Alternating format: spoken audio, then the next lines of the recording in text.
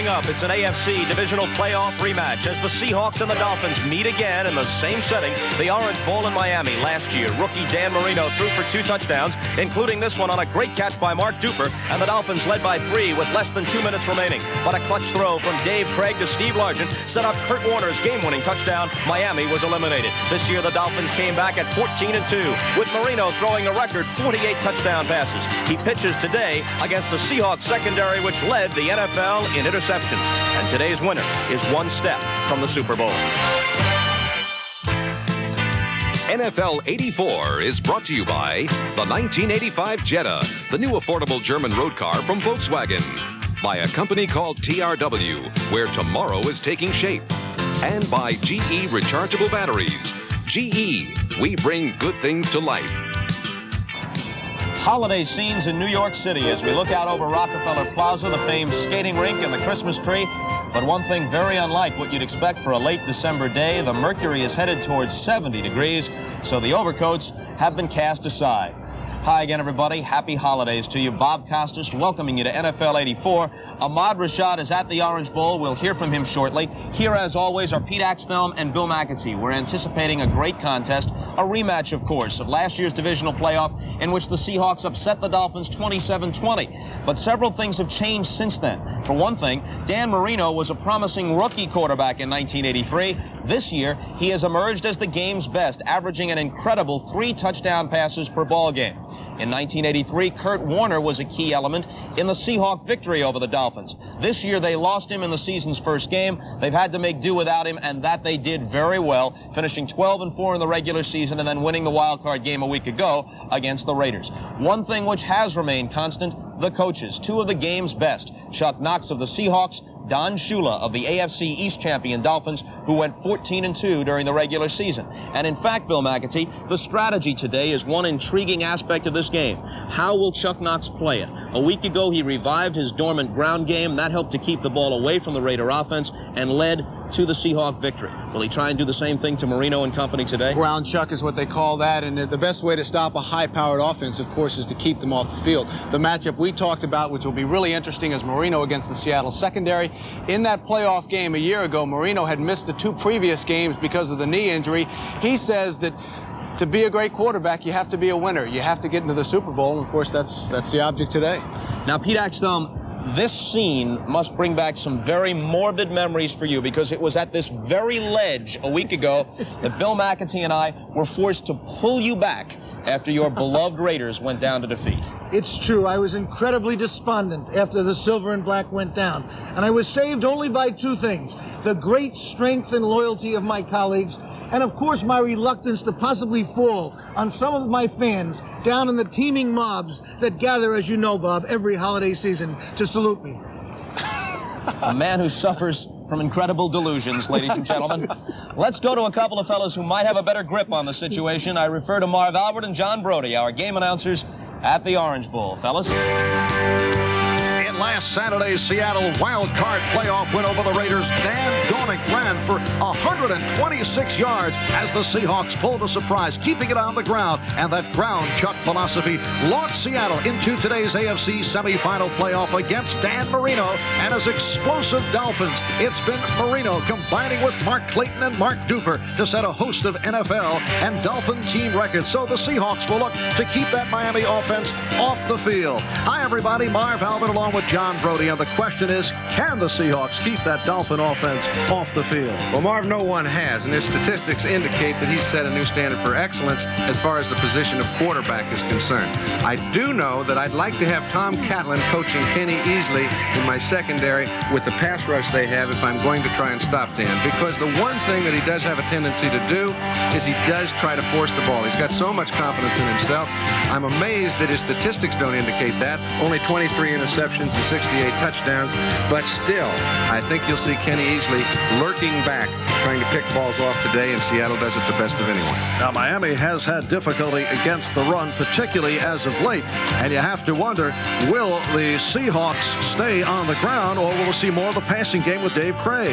Well, I think Chuck Knox coordinates his structure of game plan better than anyone, and I don't think he's going to try to beat Miami by running the ball all day long. I do think that Dave Craig's in the Pro Bowl because he's an outstanding player. All right, back with the play-by-play later on now to NFL 84. All right, Marv, thanks very much. We'll check back with you and John in just a few moments. Coming up next on NFL 84, Bill McAtee with Dan Marino on the subjects of setting records and dealing with stardom.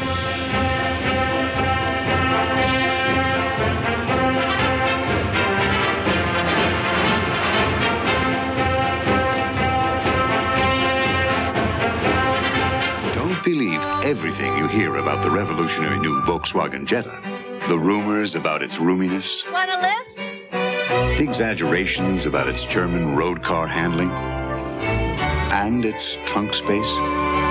The one about the Volkswagen Jetta costing $79.94. It's $79.95. We hope this brings all those wild exaggerations to an end. Jetta. It's not a car. It's a Volkswagen. First, someone gets an idea. Then someone else may look at it differently. Even add a thought or two. Technology from a company called TRW helps ideas get around. Because getting an idea from one place to another is as important as getting an idea. Tomorrow is taking shape at a company called TRW. Driven 10 hours a week, this toy could use $500 worth of alkaline batteries. Because when an alkaline battery goes dead, you throw it away. This is a GE rechargeable. When it goes dead, you don't throw it away. You do something revolutionary. You recharge it. So why spend $500 for alkaline batteries when you could spend less than $15 for 2 GE rechargeable batteries and a charger? GE, we bring good things to life. This electronic timer will show how fast Chloraseptic can relieve sore throat pain. My throat's really red, I'm sure, and it has a raw feeling to it. Will you try Chloraseptic? Yes. Now watch the timer. Oh, it numbs it. It's fantastic. It's like somebody's coated it with a medication. With doctor-recommended Chloraseptic, relief is just seconds away. Welcome back to NFL 84. You know, before we declare this season by Dan Marino, as record-filled as it was, as the greatest in NFL history, there are a couple of factors we should consider. After all, the length of the schedule has changed through the years, from 12 to 14 and now to 16 games. The rules have been altered, some would say to help the offense. You can throw expansion in there, too. It makes comparisons difficult.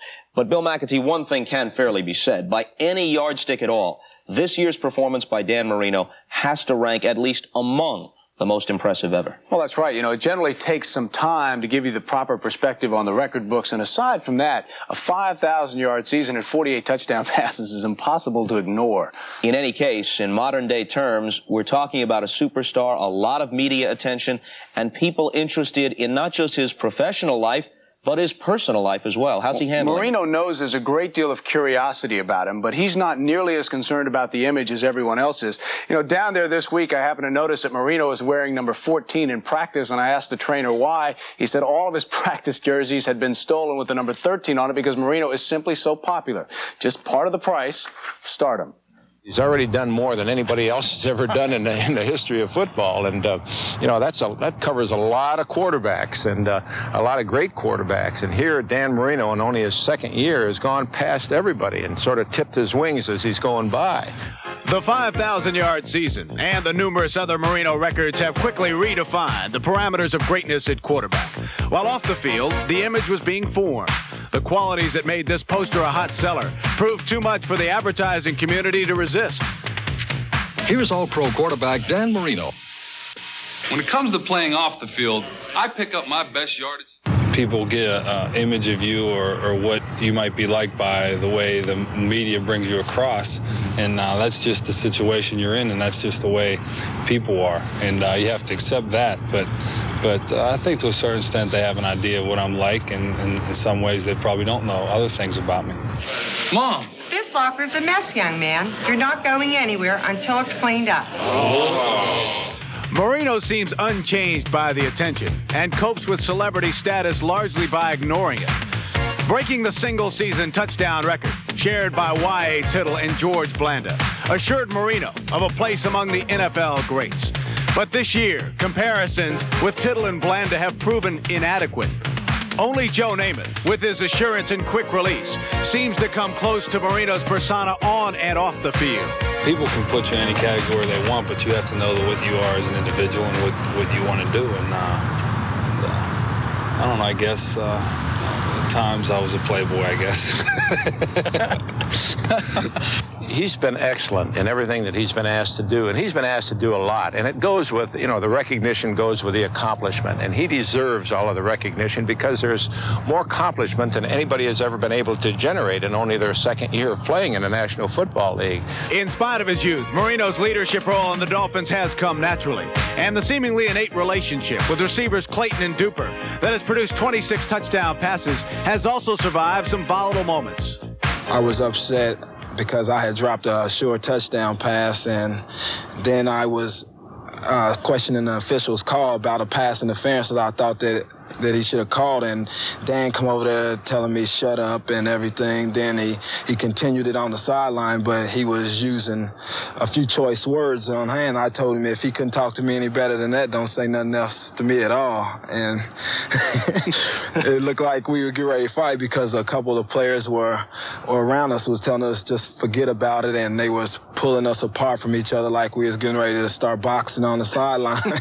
The Seahawks' task will be to penetrate what has been an effective offensive line and find a coverage combination Marino won't be able to master. Well, we're getting all kinds of different concepts of defense. We get some teams that try to blitz us and make Dan throw the ball early.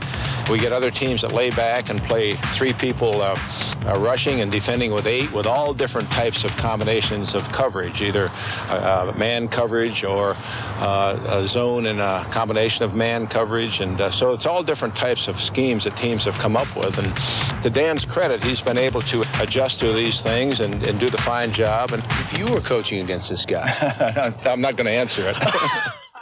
Shula not giving anything away. You hear so much about Clayton and Duper, but of Marino's 48 touchdown passes this year, 22, Bob, have gone to other receivers. So that's the challenge for Chuck Knox today, effectively contain the speed outside without giving up any coverage on the other receivers. Now, before we forget Marino's counterpart, Dave Craig, we featured him last week. He threw 32 touchdown passes in the regular season. So between them, Marino and Craig, the top touchdown producers in the league with 80 combined touchdown passes. And Craig and Marino, the only 2 quarterbacks in the NFL to throw a touchdown pass in every single game. Now, last year in the playoffs, when Seattle upset Miami 27-20, Marino threw for 2 touchdowns for the Dolphins, but he was also intercepted twice by the Seahawks. That opportunistic defense of the Seattle Seahawks is the subject of Ahmad Rashad's report when we go down to the Orange Bowl as NFL 84 continues after this.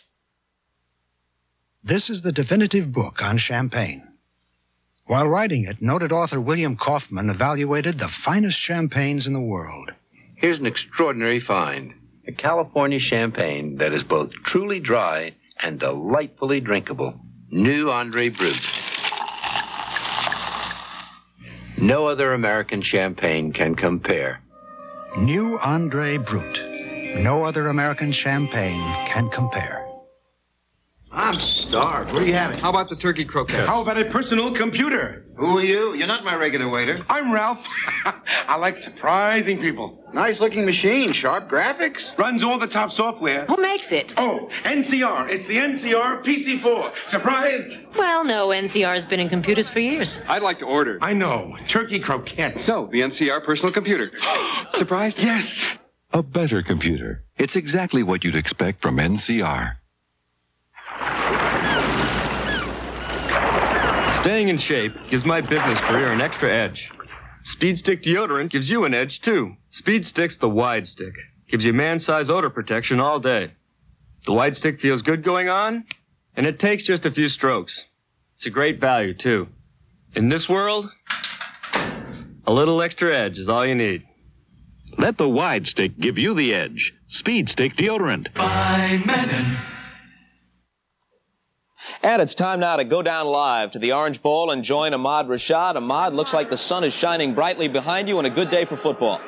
Bobby, it is a gorgeous day down here in Miami. It's 82 degrees, very little wind. It's just a great day for a classic football game. Now, when you talk about Miami, they're coming into this game after a strong win over the Dallas Cowboys. Seattle is very much concerned about that. They're not so much concerned about Duper and Clayton as they are Dan Marino. And the key to getting to Dan Marino is putting a lot of pressure on the quarterback. And the key to Seattle's defense are those three big guys up front that have been playing extremely well. The Seattle Seahawks possess one of the most aggressive defenses in the NFL, and the way they play usually sets the tone for the entire team. You saw it in the last game against the Raiders when Jacob had a few great plays in the beginning of the game and played a spectacular game the whole day. It just got everybody motivated and ready to play. When we play well, then we have a real good chance of winning, and if our front three or four is not putting on the pressure, then it's going to make it awful hard for us to win a game, either just take control. But you look at the games that we won and the pressure that we put on quarterbacks, then those are games that we've been able to come out ahead of. It's a rush to the quarterback a lot of times, and we feel like we have the ability to get there, and want to, and the desire to get there, and we just line up, get them in that situation where they have to throw the ball. That means stopping around on first and second down and going after the quarterback. And when you're effective going after the quarterback, it makes the job of defending passes a little bit easier. Captain of the defense, Dave Brown, has taken full advantage of this strong pass rush by having a banner year and making it all the way to the Pro Bowl. Ken Easley, number 45, may be the finest safety to ever play the game. With his aggressive style of play, he puts his own personal stamp on every tackle. His consistency earned him NFL Defensive Player of the Year. I'd rather someone look at me and say, well, this is a guy that leads by example. He'll show you how it's done. You don't really have to say anything about how to do it or what to do.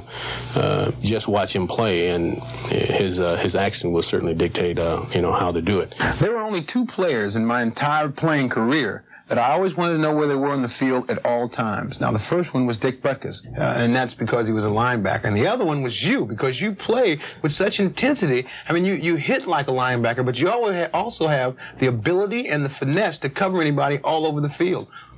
Well, that's a great compliment, to be compared in the same breath as a Dick Butkus, and coming from a great player, former great player as yourself, now a great announcer. But I just try to do the job the best that I can, and just go out and do it the way that I know how to do it. And if that means being intense and emotional about doing it, then that's the way it has to be done. Ken Easley is one of the best pure athletes in any pro sport. He creates defensive opportunities and capitalizes using tremendous running ability. We create turnovers because we run, we hustle, and we swarm to the ball. And we attack the ball when it's in the air or when it's on the ground. And I think because of that, the intensity in which we play with create those turnovers, not because we're opportunistic. And I don't think we're as lucky as a lot of people think those interceptions and those takeaways indicate. Isn't it strange that the better you get, the luckier you get? I guess those two have gone hand in hand in history, but I guess that is true. Now, there's been a lot of talk in Miami about the revenge factor. I talked to Ken Easley before the game, and in Seattle, they're just as much excited about coming down here and reinforcing the fact that last year's win was not a fluke. Now, one of the things about Chuck Knox, he concedes the fact that Dan Marino is almost impossible to stop once he gets on the field. So what they'll try to do is they'll try to do like they did last week, is control the ball and keep Marino on the sidelines. Now, Ahmad, if Seattle's success hinges in part on making the big play defensively, they've got to consider the fact that Miami makes fewer mistakes than just about any team in football. They don't allow sacks. They aren't often penalized. They don't have a lot of turnovers. You know what, Bobby? That brings up the fact that most people have been calling Seattle an opportunistic defense. I totally disagree. The reason that they lead the league in takeaways and interceptions is because the way they play, they force all these turnovers. And if they're going to win today, they're going to have to force Miami into mistakes, things that they don't do. That's the only way they'll get by in winning this football game. Ahmad, thanks very much. We'll check back with you later in the day. Coming up after this commercial break, Pete Axthelm's essay and his long-awaited pick on the game when NFL 84 continues. You were waiting, weren't you? Big, fast, nimble, durable, versatile. 5,000 new parts, German engineered. Introducing the new Volkswagen Golf, the new definition of hatchbacks. When you work on the new Golf as hard as we have, for as long as we have, everything just falls into place. Golf. It's not a car, it's a Volkswagen. Raise your hand. You got it. Raise your hand. You know it. You feel confident, secure. If you want to feel confident, raise your hand. If you want to feel secure, raise your hand. If you want protection that helps you feel dry all day, raise your hand and reach for sure. Confident, dry and secure. Raise your hand if you're sure. Raise your hand if you're sure. What do a zipper company in Pennsylvania, a gear manufacturer in Michigan, and a nationwide shoe corporation have in common? They, like thousands of other businesses, have chosen IBM Business Computer Systems to control distribution, speed order processing, and turn out products smoothly. Whatever business you're in, whether you're in zippers, the gear business, or you run a shoe company, an IBM Business Computer System can help. You know, you can call Santa Claus right now, wherever he is. You can dial 976-3131. It's only 55 cents. You hear the Pristines broke up and reformed as the Putrids? Awesome, man. Call the Rock Hotline at 976-3030 to find out everything that's going down on the rock scene. Now there's a Michael Jackson hotline with all the inside news at 976-2500. Beat it to your phone. You know, we've spent most of this program talking about all kinds of passing records and aerial fireworks, but Pete Axthelm says sometimes it's better to forget about the frills. Sometimes it's better just to be boring, a philosophy which, of course, has guided Axe's entire life. The Seattle Seahawks. They are that good book you always promised yourself to read, but you keep falling asleep on page 3. They're that New Year's resolution that seems like a great idea until the boredom sets in on January 10th. They win no beauty pageants, and when they're destroying you on special teams, they certainly don't win Miss Congeniality. Nobody wants to take the Seahawks to the senior prom or even to the local drive-in. You invite them out when there's a poetry reading on campus or when your parents are worried about the company you keep. Let's face it, when Chuck Knox spells relief, he spells it boring. Knox has won his place among the great coaches. He is also a prince of a man. But when he dozes off and dreams of a perfect game, he dreams of something like the Hawks' 13-7 victory over the Raiders last week. Hand the ball off, Dave Craig. Run it up the middle, Dan Dornick. Who said the modern rules require passing and excitement? The modern rules don't change the age-old rule. The real excitement is winning. So what if a true Seattle victory stirs the senses about as much as an America's Cup yacht race or a mid-season hockey game? Just when football seemed committed to holiday glitter and tinsel, Knox wrapped up a conservative tie and a warm old scarf. And nobody in Seattle rushed to the store to exchange the gift. Today, the Hawks face their extreme opposites. Dan Marino, the flashy Dolphins. The Marx Brothers, Clayton and Duper, will light up the Miami skies with their Star Wars. Many fans will cheer the fancy footwork. Who wouldn't root for Baryshnikov over the Arthur Murray Dance Studio? But there's a funny footnote to remember. Long before he snared Marino, Miami maestro Don Shula preferred to have Bob Greasy hand the ball to Larry Zonka up the middle. Remember how boring that was? Remember that when they did that, the Dolphins happened to be perfect? In our penultimate week of the season, a first for the show, we introduced the subject of boredom on purpose. But seriously, fans, great coaches like boredom because it gives them control. Knox and Shula like to have control of their own destiny. On the other hand, they can adjust, as Shula did so dramatically when he got Marino. I suspect that Knox will adjust a bit today. He lulled us to sleep last week. I expect to see more Seattle offense today. Frankly, I've been up all night pondering this game. Maybe I look that way. I can't help it. Seattle's edges in the game, they can run at the young Dolphin inside linebackers. A big edge in field goal kicking. And one stat to throw in, home wild card winners are 5-0 as an underdog the following week.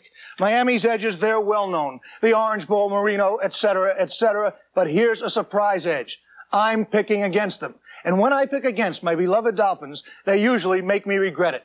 Dolphins are 6.5-point favorites in the game. I'm going out on a limb and picking the exact final score. Dolphins 28, Seahawks 27. And that translates into take Seattle plus the 6.5, Bob. Now, actually, I've got to hand it to you. You got the hat trick this week. You not only insulted National Hockey League fans, you managed to insult the entire city of Seattle and everybody wearing topsiders on the deck of a boat.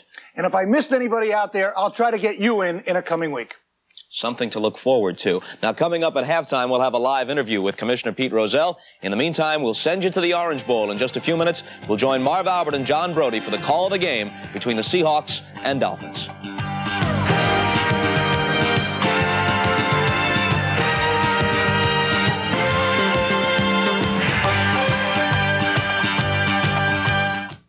Hi, this is Chuck Moore with season's greetings from all the employees and their families at 11 Alive to all of you. Happy holidays from 11 Alive. Marathon tonight at 2 on 11 Alive. Celebrating our 20th year together, this is the National Football League on NBC.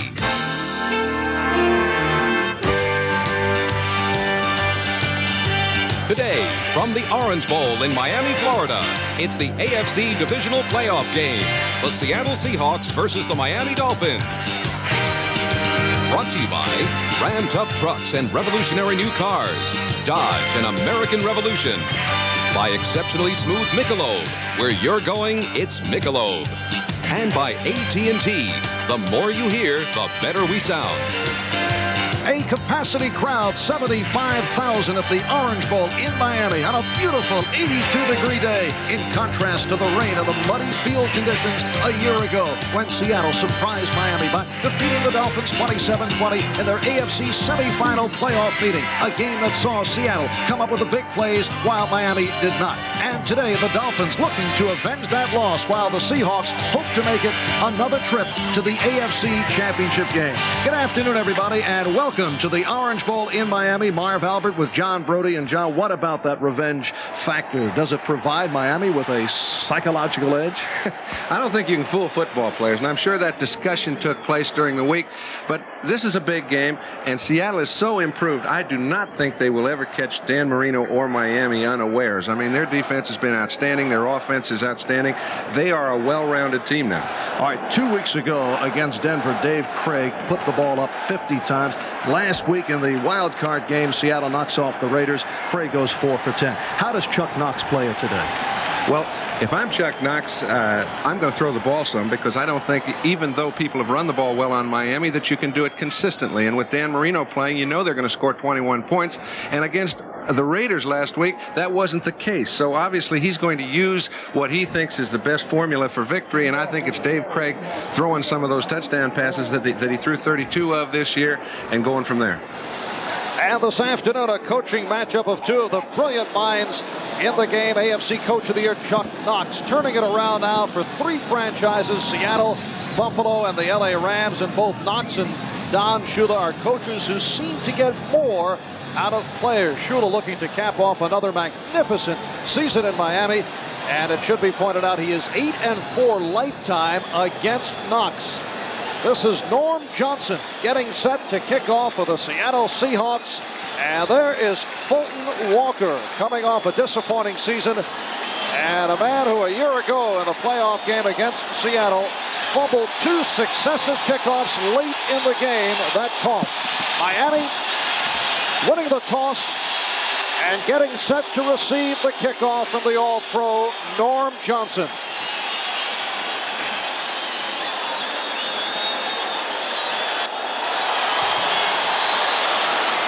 And it's picked up by one of the up men off the line drive kick. It's Bruce Hardy, the tight end, with a good return. The kicker, Norm Johnson, on the tackle of Hardy. So they were looking to keep it away from the deep man, Fulton Walker. And here is Dan Marino leading the Dolphins out of the field as we take a look at the Miami offensive line of Giesler and Foster. Stevenson, the All-Pro center. Right guard Ed Newman also headed to the Pro Bowl. Now Dan Johnson, the tight end, scheduled to start, but he is out with the flu. In fact, he's lost some 17 pounds the last 3-4 days. Marino to put it up, first down. Tony Nathan out of the backfield where he's stopped by the inside linebacker Keith Butler. So Marino to the air immediately to pick up 2nd and 5. 5 on the play. And a look at the matchups. Defensively, Green, Nash, and Bryant. Jacob Green with 13 sacks on the season and did a job last week against Henry Lawrence. And possibly the best matchup, Marv, is Stevenson and Nash, both All-Pro players and in a very critical spot. 2nd down play. Tony Nathan going outside and has the first down.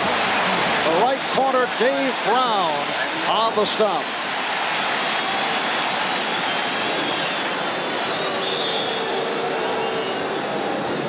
Now, Dwight Stevenson has been recognized, I think, throughout the league, he with Mike Webster, as the 2 outstanding centers in this game, and he just stabilizes the whole offensive line for Miami, which only allowed Marino 14 sacks all year. That's enough statement in itself. And a first down for the Dolphins at midfield.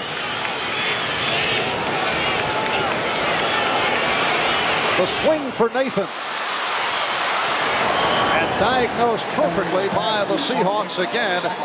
Keith Butler in his 7th year out of Memphis State on the stop.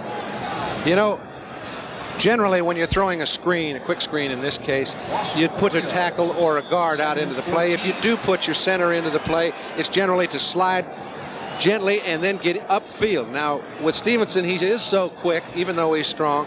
They give him the responsibility of trying to get all the way outside to the cornerback. That time he wasn't able to do it. The play went for naught. And it's a 2nd down and 14.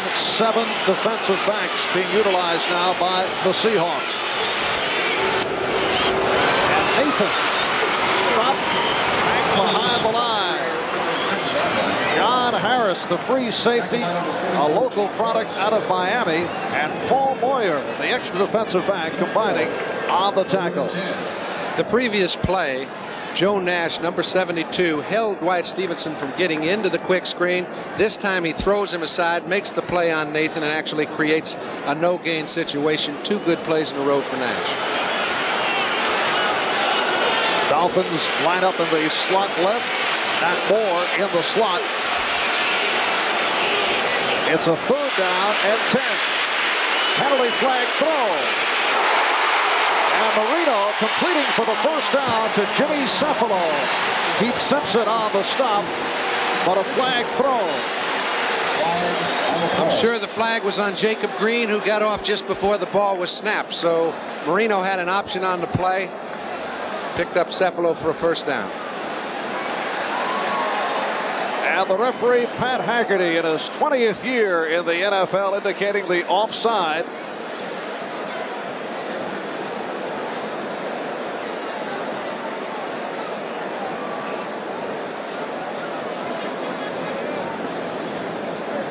Dan's coming over to the sideline to see if it is not a first down, whether they'll go for it on 4th. It would be 4th and inches, or to take the 5-yard penalty and make it 3rd down and 5. A look at the impressive statistical line of Dan Marino, throwing the record-breaking 48 touchdowns, set a host of NFL and Miami Dolphin club records. Well, it is just shy of the first down. That's where they spotted the ball. He's going, what do you want, coach?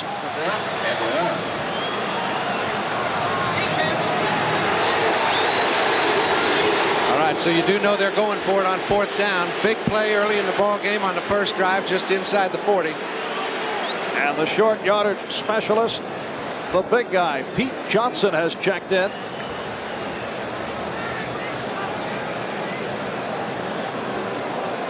It is 4th and about 3 inches.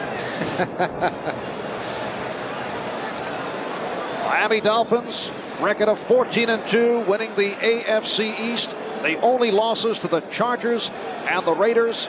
Seattle Seahawks 12-4 on the season, finishing second behind Denver in the AFC West. Overall 13-4 off the victory last week over the Raiders in the AFC wild card playoff.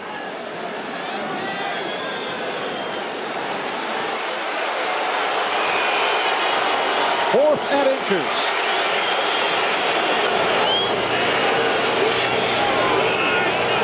Johnson and Bennett on the running backs. And it's Pete Johnson, first down and more.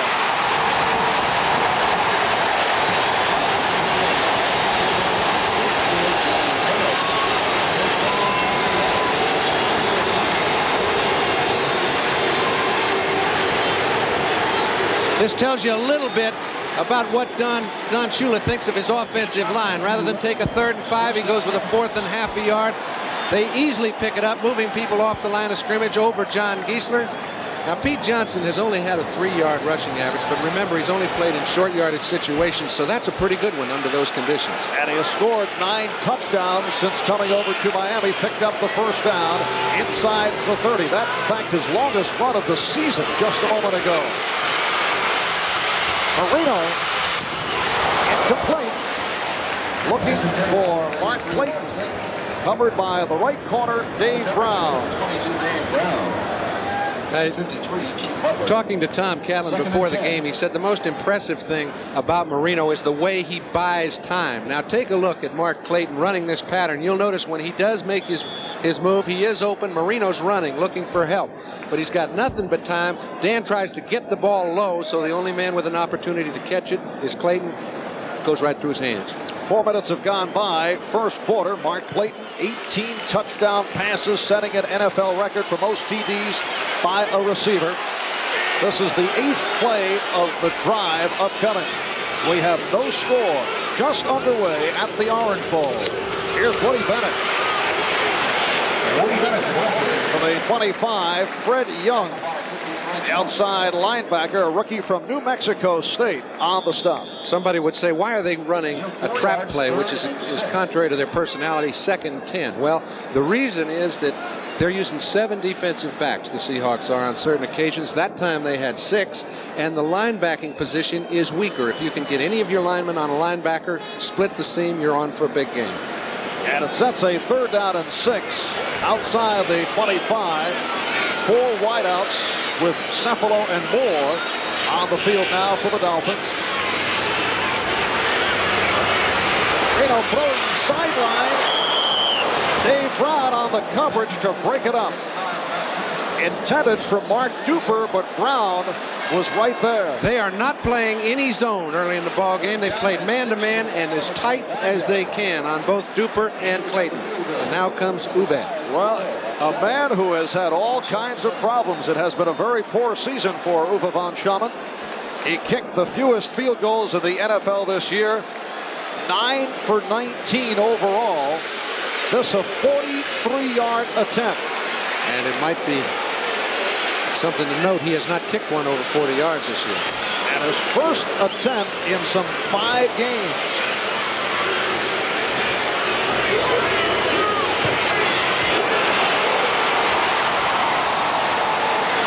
It is no good. And the Uwe von Schaman trouble continues. But you can just tell his confidence level is at an all-time low. After he kicks this ball, take a look at his reaction. He knows he didn't hit it solid, just sticks his head down. Ho hum, another day at the plant. How much of this do I have to go through? There's something super in the air. Dodge Aries Super K. The automatic transmission's coming free to the dealer from the factory. Maybe right in your hands at no extra charge. Aries Super K. Newly restyled, 6-passenger comfort, front-wheel drive, and exceptional value. And we back it up with our 550 protection plan. The Super Ks. Now, the automatic transmission could come along for the ride for no extra charge. Happy holidays from your nearby Dodge dealer. There's a style in your life no one could ever deny. You're on your way to the top, and along the way you've always known just who you are. Where you're going, you've always known it. Where you're going, it's Michelob. Where you're going, it's exceptionally smooth Michelob. Where you're going, it's Michelob. Marv Albert with John Brody from the Orange Bowl in Miami. 5 minutes have gone by. In this first quarter, Uwe von Schamann just missed from 43 yards away. Seahawks to the offense for the first time from their 26-yard line. And Craig on the handoff, David Hughes, who ran for a season high of 54 yards against the Raiders in that ground chuck game last week. The ball carrier as we look at that Seattle offensive line. Ron Essing back in the lineup. Missed last week because of the flu. The veteran tight end Charlie Young and the man who can go deep heat, Darrell Turner. And Steve Largent, one of the great ones in the game. There's the backfield with Hughes and Dorning, the running backs, and Dave Craig, who threw for 32 touchdown passes, facing a 2nd and 7. In fact, only Marino threw for more. And keeping it on the ground, here is Dorning. And the crowd responding to the Miami defensive effort. Betters, Baumhauer, and Bocamper up front. And a look at the linebackers. Bowser, very fast for his size, and as a result, very tough on the blitz. He is, and if you will notice, except for the cornerbacks, all these fellas' last name starts in B. They have been picked on some. If there is a group that's been maligned in Miami, and you could tell before the ball game they're up for it. 3rd down and 6. Craig to put it up for the first time. Can't find anyone. Doug Betters, who led Miami during the season with 14 sacks, getting to Craig to stop this opening series of the Seahawks. Well, Doug Betters has been their best pass rusher, of course, but this has to be given to the secondary because Doug Betters was actually knocked down. Dave Craig had to come out and around. He is finally making the sack after 6 full seconds. Well, one of those wide receivers, either Largent or Turner, has to be expected to be open by that time, and they weren't. Miami defensive unit had a team meeting before that Monday night game against Dallas. They feel now they're playing with fire and with emotion, and they feel that they are back to where they were earlier this year after a couple of real rough games. Here's Jeff West with a good one. And this is Fulton Walker out to the 30. And good coverage by the Seahawks, who excel on the special teams. A 58-yard punt by West. Walker returns it for 11. He was stopped by John Kaiser. 8:10 left, first quarter, and we are scoreless.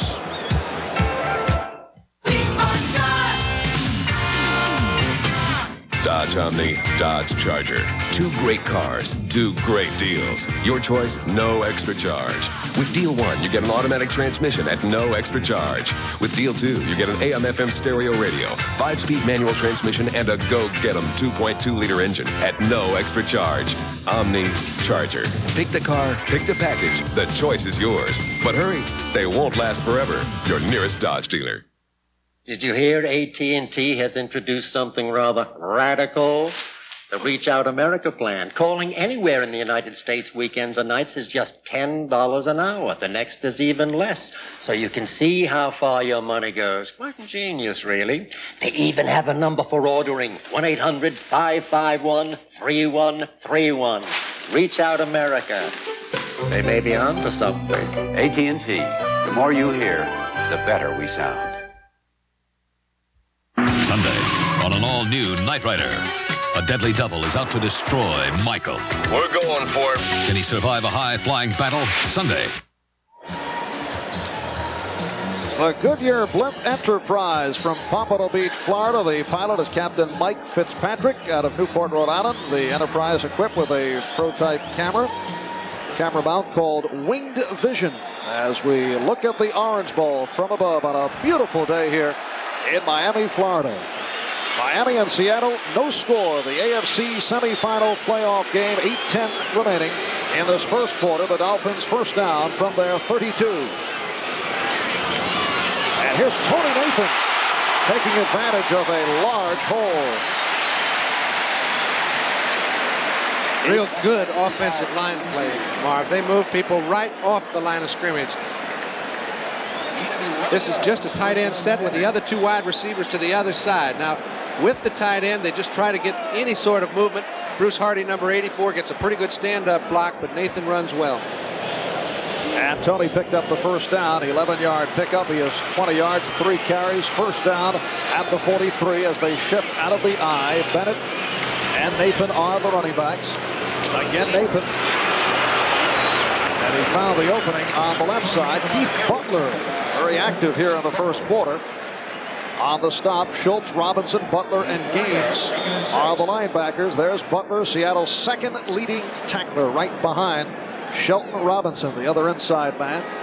It'll be a second down and 6 for the Dolphins, who now go double tight end with Harty and Rose. And Nathan is the lone deep back.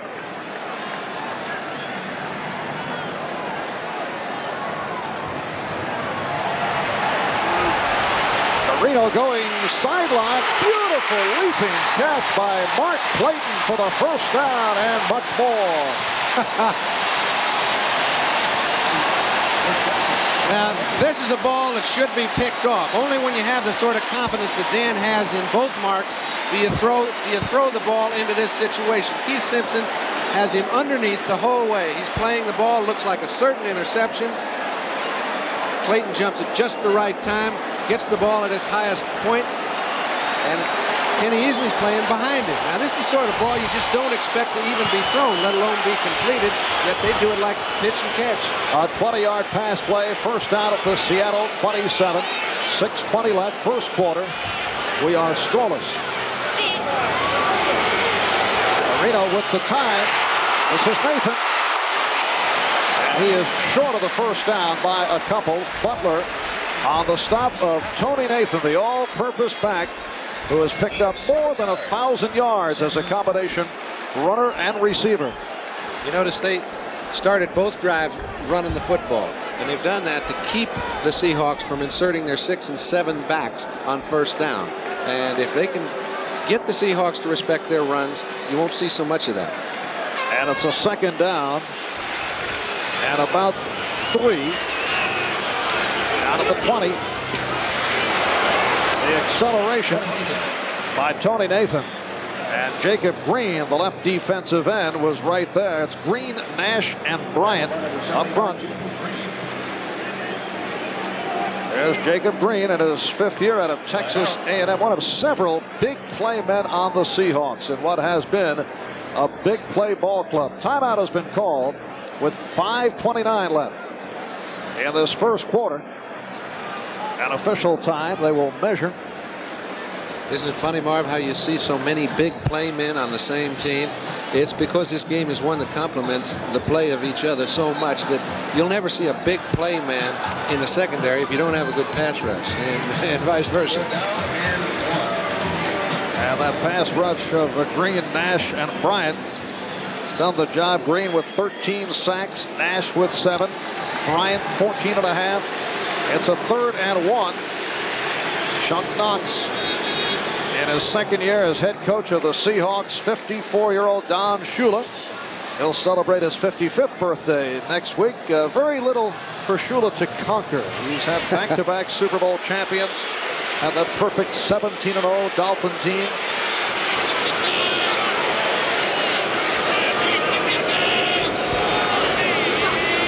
Long count by Marino. And the first down picked up again by Pete Johnson. So Johnson, who reported to the Dolphins at 270 pounds, and then Shula pointed out that he played his best around 250. And he's going to get a good block from number 57, Dwight Stevenson. They're in a short yardage defense. He gets on Dino Mangiero. All you have to do is get a stand-up. Don't let that defensive tackle get any real penetration, and your fullback has little problems, as Pete did. And a first down inside the 15-yard line. Bennett and Nathan in the backfield. Play action. Marino throwing end zone. Overthrowing Mark Clayton. Keith Simpson, the left corner, on the coverage. 2nd and 10. John Marino says a key to stopping Seattle's defense is to look all-pro strong safety Ken Easley right in the eye, because he keys the coverage. You buy that? You look at the guy in the eye? He might say that before the snap of the ball, trying to get some sort of pre-read, but when that ball snapped, he's got his attention on his wide receivers, and you can see by those statistics just how excellent they are. I did that once, looked at Butkus, and he gave me one of those goofy looks, had a little saliva coming down his cheek. My guard got mad at me. 2nd down and 10. And again to the ground, Nathan. Tony Nathan is in.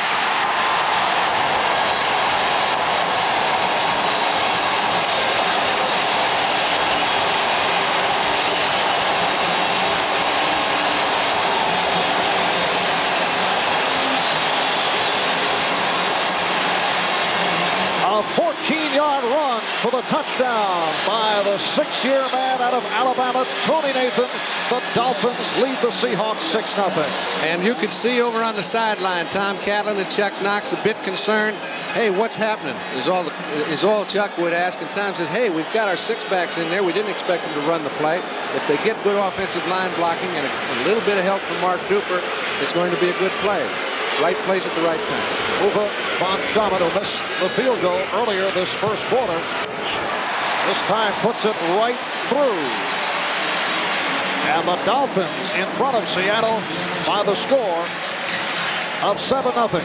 Okay, you get outside on a play like this, and there are no linebackers in there. You see Keith Simpson trying to get his containment.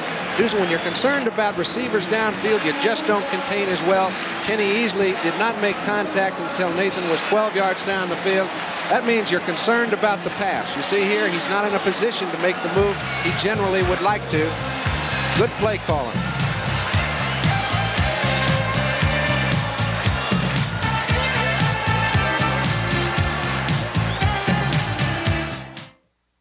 What do a zipper company in Pennsylvania, a gear manufacturer in Michigan, and a nationwide shoe corporation have in common? They, like thousands of other businesses, have chosen IBM Business Computer Systems to control distribution, speed order processing, and turn out products smoothly. Whatever business you're in, whether you're in zippers, the gear business, or you run a shoe company, an IBM Business Computer System can help. Presenting beauty in motion, the Dodge Lancer. Its fluid lines are graceful, captivating. Its sleek body glides through the wind. Dodge Lancer, with room, space, and virtually every electronic convenience available. And Lancer has a fuel-injected engine with optional turbocharger, so you'll know what to expect. Great performance. Well, this is a block. This is how your wide receivers complement your running backs.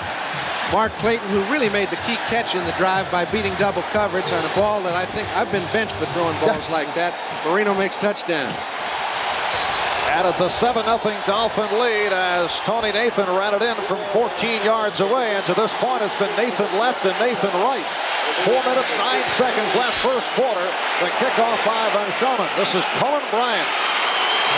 Out to the 10. Out across the 20-yard line.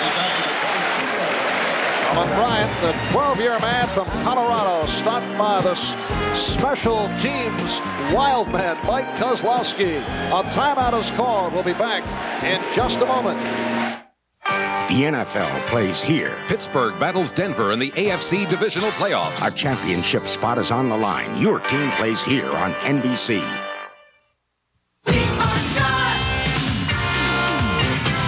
Dodge Omni, Dodge Charger. 2 great cars, 2 great deals. Your choice, no extra charge. With Deal 1, you get an automatic transmission at no extra charge. With Deal 2, you get an AM/FM stereo radio, 5-speed manual transmission, and a go-get-em 2.2-liter engine at no extra charge. Omni, Charger. Pick the car, pick the package. The choice is yours. But hurry, they won't last forever. Your nearest Dodge dealer.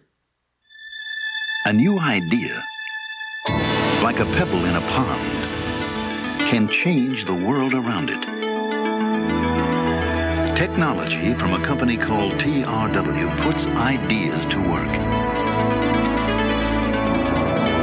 And when an idea gets going, there's no end to where it can lead. Tomorrow is taking shape at a company called TRW. At this point, the Dolphins have dominated the Seahawks. They have maintained possession for nearly 9 minutes. On this first quarter, Dave Craig, who has run only 3 plays from scrimmage, now looking at a first down from the Seattle 22-yard line.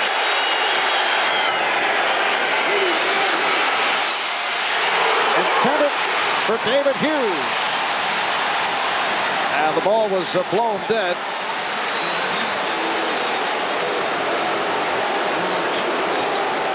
That's the rookie from Miami, Jay Brophy, all over Hughes. Incidentally, later on, we'll be selecting the Michelob Light Most Valuable Player for today's game. That'll be later on in the telecast. We have 3:48 left. First quarter, Dolphins 7, and the Seahawks nothing. 2nd and 10 from the 22. Tony Nathan, who has had the ball on 9 of Miami's 17 offensive plays. Line up in the eye. Dornick and Hughes are the running backs. Here's Dornick. Good second effort by Dan Dornick, run out by Mark Brown. You know, Dornick was asked about his running style coming off the terrific game against the Raiders last week. And Dornick said, well, I'm slow, but I make up for it by having no moves. Yeah, there have been a few that have used that before him, but I think it's correct. He's an excellent player. You know, some people don't know he was playing ahead of Larry Zonka in New York 7 years ago. So it's not like he's a Johnny-come-lately. He's been a very steady, workman-like fullback, and they've got about 3 or 4 of those. And since Kurt Warner went down, that's it. He picked up 8. It's a 3rd down and 2 at the Seattle 30.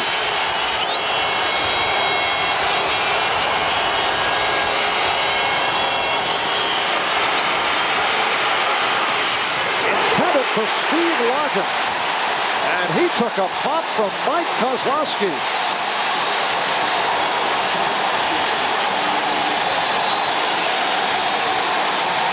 This is something you very seldom see. Number 80, Steve Largent, dropping a ball for a first down.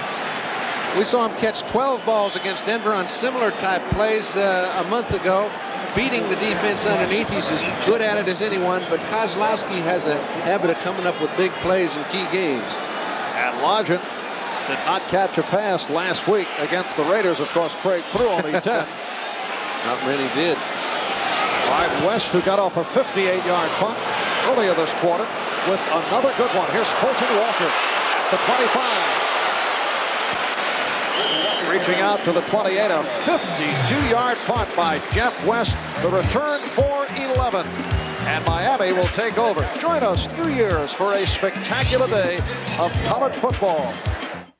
The best and the brightest of the bowls are on NBC. Your day begins with Miami and UCLA in the Fiesta Bowl. Then the Rose Bowl pits Ohio State against the USC Trojans. And Oklahoma battles Washington in a game that could determine the national championship, the Orange Bowl. On New Year's Day, America loves its sports, NBC style. There's a style in your life no one could ever deny. You're on your way to the top, and along the way, you've always known just who you are.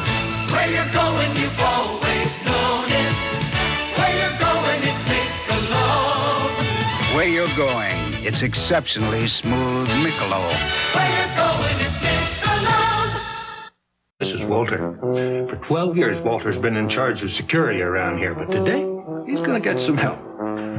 You see, Allstate's going to save me some money on my homeowner's insurance with a Shape Up and Save discount. And all I've got to do is make things a little safer with a deadbolt lock, fire extinguisher, smoke alarm. So I save some money.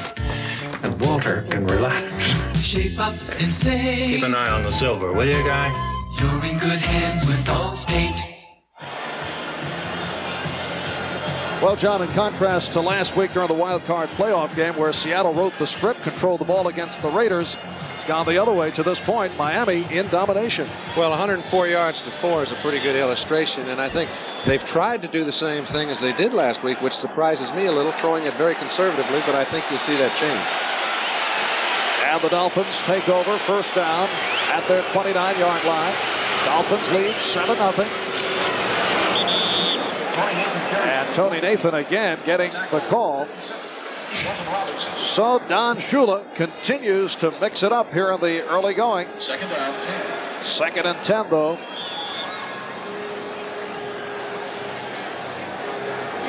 It has been a spectacular season for this man and his Dolphins. Miami setting 5 NFL records, establishing or equaling 50 club records. But it will go for naught unless this team advances in the playoffs. Here comes Kenny. Second down throw by Marino. A penalty marker is down. The completion to Mark Duper is short of the first down, but a flag thrown. Dave Brown on the coverage from his right corner position. And the call against the Dolphins.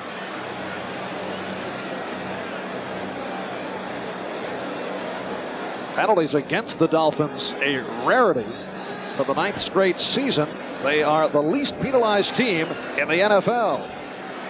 Illegal motion, number 22, offense, still second down. So Tony Nathan called on the illegal motion.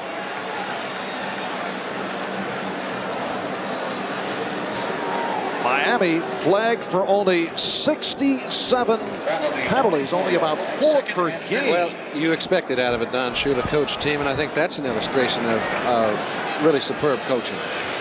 Second down and 15. And the Dolphins with the 4 wide receivers, Clayton and Duper, joined by Moore and Cephalo. Yes, number 79, Jacob Green, claiming that he was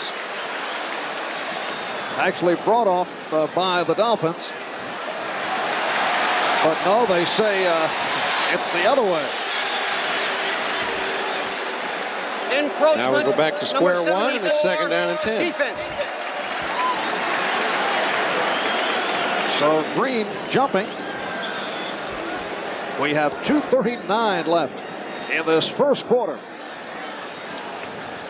And in the other direction, we mentioned the Dolphins, the least penalized. Seattle, right among the leaders. Second down play, and again it's Nathan. Tony Nathan, who averages about 5 yards per carry. That time stopped by Jacob Green, and the free safety, John Harris. There's Harris, number 44, kind of a homecoming for John out of Miami Jackson High School, which is 1 mile from the Orange Bowl. And did you know he was valedictorian of his graduating class? So you and he have something in common. But I do know John, and he's a bright guy, and I think he's become as good as he is because of how smart he is in the last 3 or 4 years. It's a third down and 5. Marino 5 for 8 thus far. And launches one. It is picked off by John Harris. Harris to midfield. Getting superb blocking. So Dan Marino really picked off, intercepted. Harris with a 32-yard return, and the Seahawks with their first big play of the game. You're going to see a man playing center field that wasn't really, or shouldn't have been to the play in time, but because of his alertness made an exceptional grab of a ball intended for Joe Rose. The ball was a little bit underthrown. Joe Rose has not caught a ball in the last several weeks, and Anybody who's watched a lot of Miami in big ball games knows that number 80's come down with several big catches, but he's on one-on-one coverage. Keith Simpson, watching him all the way, makes a fine bat of the ball, allows John Harris to pick it off, and it's 1st and 10. Seattle on the 39-yard line of Miami. The Seahawks led the NFL in interceptions. Harris had 6 during the course of the season. A guy with excellent anticipation. That is his game. And we just saw it right there. The Seahawks first down at the Miami 39. Hughes and Jordan are the running backs. And Craig hauled down for the second time. It's Bob Brzezinski coming up with the Dolphins' second sack of the day.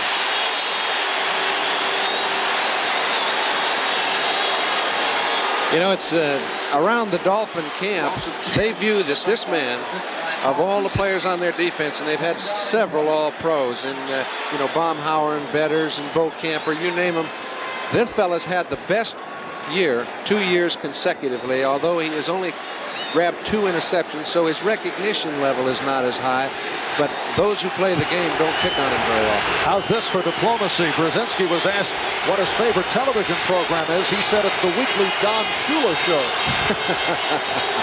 Second down and 20.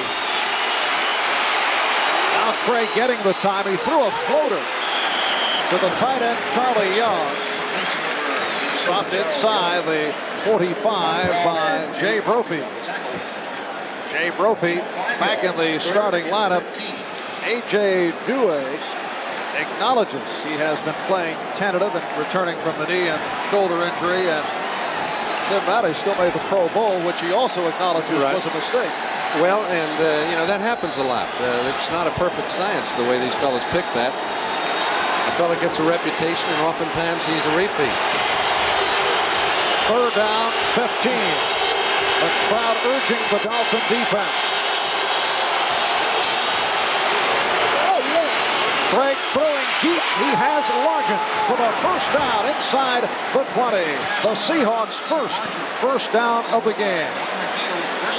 Excellent timing. We mentioned we've seen Steve Largent beat zone defenses time and again. Now, if you have a favorite receiver, it'd be number 80 if I'm playing quarterback. And with Craig, it's the same. He comes down. This ball is thrown before Largent makes his break, but because he depends on him so much and his routes are so clean, he can do that. And number 80 will come down with it. Beautifully thrown ball over the linebackers, underneath the secondary. First down. Picked up 25 with final seconds, first quarter. And they won't get it off. The gun sounding.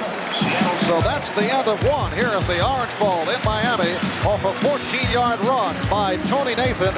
And ball control. The Dolphins lead the Seahawks 7-0. Last year, Mercedes-Benz introduced the new 190 class to America. Each one has rewarded its driver with a new kind of performance. Each one an almost uncanny balance of power and handling and riding comfort. Each one a remarkable automobile, even by the standards of Mercedes-Benz. The Mercedes-Benz 190 class for 1985. Engineered like no other car in the world. Technology is taking over the world. You can keep up with it, or you're going to be left behind. That's why I joined the Army. From microchip circuitry to laser technology, the world's largest school for high-tech skills is the Army. Bravo, go active. Bravo, lock, 05. Be all that you can be. I don't intend to get left behind. Find your future in the Army. When do you say L.A.? I love parties. Big ones, small ones, I like them because I'm the life of the party. My idea of a good time is not sleeping with a lot of coats. I say L.A. at parties. It's a great tasting premium beer from Anheuser-Busch with half the alcohol. Sometimes it's the perfect thing to say. So I can have fun and I won't end up sleeping with the coats. Hi, George. Nice coat. I might change my mind. Hi. L.A. Sometimes it's the perfect thing to say. The United Negro College Fund Telethon is in progress right now. You can make your pledge by calling 688-UNCF or 1-800-331-2244. See you after the playoffs. Minutes. It's been a combination of Dan Marino and the running back Tony Nathan. Nathan scoring from 14 yards away for the only touchdown, but now off the 25-yard completion from Craig to Largent as we open up the second quarter. The Seahawks first down at the Miami 19 as they line up in the I. And this is Dorning. He was able to make the turn, being forced wide.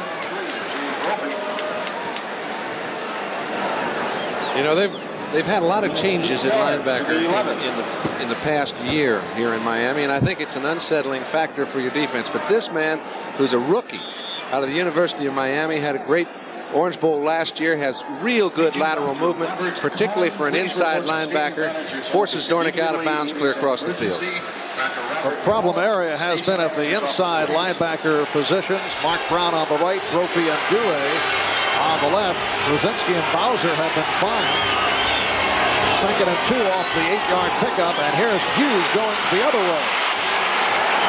And stopped short of the first down. Combination of the inside men, Brown and Brophy on the tackle. Young players, but both excellent against the run. And we'll just get a good chance to see how laterally they pursue well. When this ball is snapped, you'll notice he's off and moving. That means a fella's reading his keys well, and he gets into the position inside out to where when the running back cuts up, he's there to make the play. Sets up a 3rd down and 1. Seahawks go with 3 tight ends. Young, Tice, and Metzelars. The ball at the Miami 10. Dornick looked to be stopped short.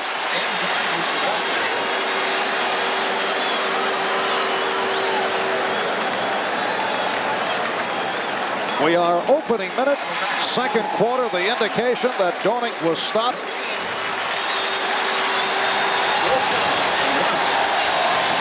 And the field goal unit stepping on. What do you think?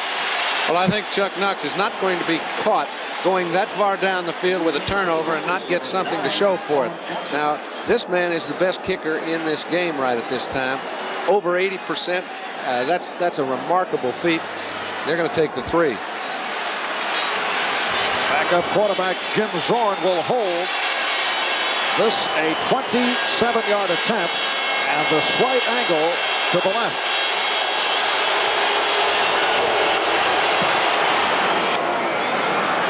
Norm Johnson is right through, and from this distance, he is 10 for 11 on the season. A season of excellence for the 3-year pro out of UCLA, Norm Johnson, with a minute and a half gone by. Second quarter, the Dolphins now lead the Seahawks by the score of 7-3. The best thing about the new Volkswagen Golf is its German-engineered handling. Actually, the best thing about the new Golf is its exceptional space. Then again, the best thing about the Volkswagen Golf is its remarkable aerodynamics. This is the best thing about the new Volkswagen Golf. Golf.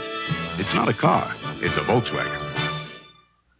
Listen to these stuffy noses. Afrin doesn't have it. Dristan doesn't have it. Only Sinex has it. Ooh! That quick feeling of relief from instantly penetrating Vicks vapors, plus a powerful decongestant that opens nasal passages and allows you to breathe freely. Ah, complete relief. For hours and hours, Sinex gives you an instant feeling of relief. Ooh! And complete relief. Ah. Sinex in regular and extra strength. From Vicks, of course.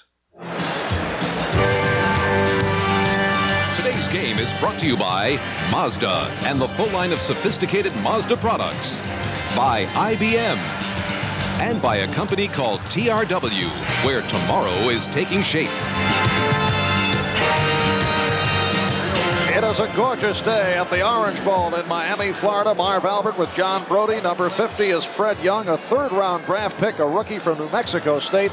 The man to watch when you talk about Seattle Seahawks special teams. We'll keep an eye on him as he comes flying down the field. And Norm Johnson getting set to kick off. The lone deep man is Fulton Walker. On the opening kickoff, Johnson kept it away from Walker. And again, a short kick, a floater. Walker comes up for it to the 25 with a head of steam. And again, the kicker, Johnson, on the tackle. You bet, and he was not in the position where he should have been making that play, coming from the left side. He just followed the running back the whole way, and this is innate ability. Some fellas have it. They know what angles to take. As he comes down, braces himself, and now gets into pursuit, never leaving track of the ball carrier. A lot of fellas would have been caught too far to the left side. He makes a play that could have saved a lot more yards. The standout special teams man, Fred Young. And he's going to be a good linebacker. First down at the 40 for Miami. They lead Seattle 7-3. We're early second quarter. And Marino to put it up first down. Has lots of time. And has Woody Bennett. Bennett to the Seattle 40. A 20-yard pass play. Robinson and Butler on the tackle. Woody Bennett in his 7th year out of Miami is 5th with the Dolphins after starting his career with the New York Jets. Now this is a case of your great offensive line play. Now they've got two fellas that are not accustomed to being in that offensive line who just move in for those who are injured. You notice we haven't mentioned Kuchenberg. He's out for the year. Maybe he will retire, but their offensive line play is just outstanding. And Bennett stepped in effectively for the injured Andre Franklin. First down at the Seahawk 40. Nathan did not have the move. Tried a little shake and bake, but had nowhere to go. You don't have the move when you don't have the area to move in. There's a fellow that's come up. We've talked about the linebacking play for the Miami Dolphins. The Seahawks have been consistently outstanding with their play. Jackson went down early in the season. This man's come on very strong. Bruce Schultz with Shelton Robinson, Keith Butler, great games. We've seen a little bit of Fred Young at linebacker. Second down and 12. Marino 6 for 10, 63 yards. And again to the ground. Again, Nathan gets back to the line of scrimmage at the 40-yard line. And Michael Jackson on the hit. Michael Jackson has been a guy hit hard by injuries the last couple of years. He has made it back from a knee problem. You know he's feeling good about that contact because he hasn't had a lot of it lately. He's one of those type players that could also be a dominating defensive player, and was. The winner here today will face the winner of tomorrow's Denver-Pittsburgh game. And you will see right here on NBC. Third down and 9. And some jumping at the Seattle end. Marino might have a free play. Oh, what a catch. Kenny Easley on the interception, but now they say, let's see, is it ruled incomplete? And they also caught Seattle, I think, jumping off sides. So there is a gifted athlete. Oh boy, you talk about, it used to be where you didn't throw the ball into situations where it's that tight a coverage. Offside, defense, number 74, still third down. 74 is Mike Fanning, 10-year man out of Notre Dame. Here's a look at the tail end of that play. This is called having great faith in your receiver. When they're covered that way, to throw the ball down there and hope he comes up with it against a man like Easley means you are large on confidence. It's a third down and 4 from the Seattle 34.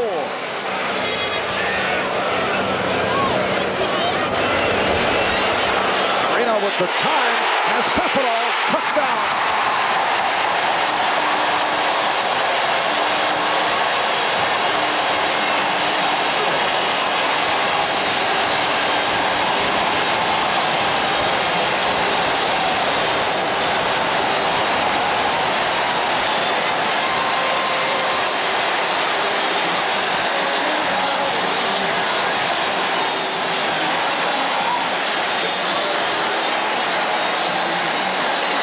Jimmy Cephalo just made one of the really great moves on Paul Moyer that time. Marino being alert enough to pick out a one-on-one coverage. Cephalo got Moyer's back turn going to the corner, cut underneath to the post, and he was all alone. And Van Common looking to add the extra point. With 4 minutes gone by, second quarter. Off the 34-yard touchdown pass from Marino to Jimmy Cephalo. The Dolphins extend the lead. They lead the Seahawks now by the count of 14-3. Boy, and he puts this ball up here so softly just before Cephalo had made his move so that he gets the ball before Moyer could react and get back into the play. Beautiful touchdown pass. Who says you can't have it all? Who says you can't have the fast track and time for you? Who says you can't taste the good life and have it look good on you? Michelob Light, oh yes you can. Michelob Light, oh yes you can. Michelob Light, super premium taste in a less filling beer. Michelob Light, oh yes you can. Have it all. Isn't it time you experienced the outstanding total performance of the Mazda RX-7? Because only then can you feel the seemingly unending flow of power from its unique rotary engine and experience exceptional handling from its near-perfect weight distribution. Only then can you appreciate its aerodynamics at work. Only then will you understand why the RX-7 has become a legend in offering superior sports car value. Mazda RX-7. Experience it. January's champions take to the ice. He thrilled the world with his gold medal performance at Sarajevo. Now, see Scott Hamilton in his only pro competition this year as he takes on Tyler Cranston at the World Professional Figure Skating Championships on NBC Sports World. John, is it a case of too much attention being focused on Duper and Clayton, allowing for Jimmy Cephalo to be wide open? Well, they've got to play somebody one-on-one when they're playing man defenses. You've seen they've doubled both Duper and Clayton. That leaves a one-on-one situation for Moyer on Cephalo. It's a very tough assignment, and if Marino picks it up, you know you might be in trouble. He did, and they were. 4 plays, 60 yards, 2 minutes, 43 seconds consumed. 34-yard pass play, Marino to Cephalo, and a 14-3 Miami lead. This is David Hughes, and they'll bring it out to the 20-yard line.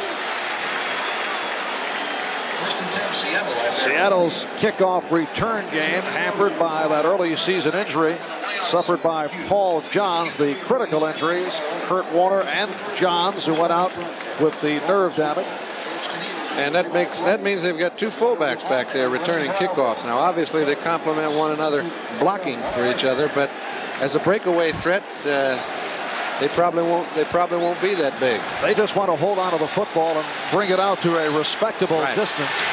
All right, first down at the 20-yard line. Craig is 2 for 4, 30 yards.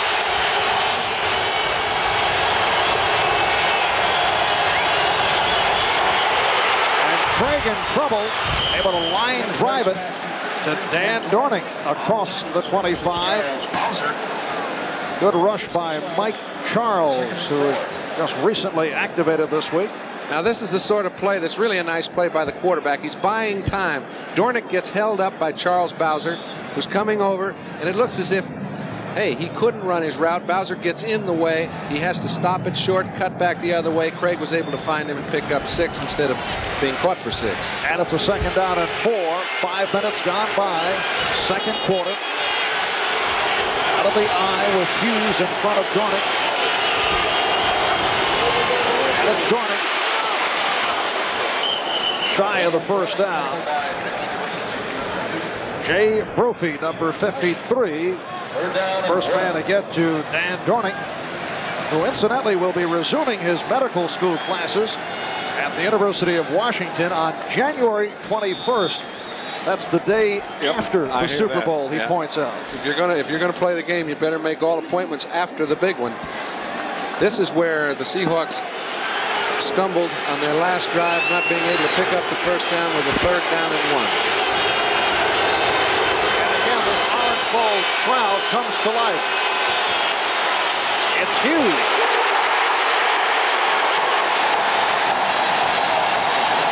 Robert Sowell, the extra defensive back, stopping David Hughes, and now the Dolphins defensive unit playing with the emotion and fire that Chuck Studley has been looking for. Well, Robert Sowell is a fellow that only went to school for 1 year at Howard University, carried a football around with him for a whole year, was taken as a free agent, the Dolphins being the only group that would give him a shot.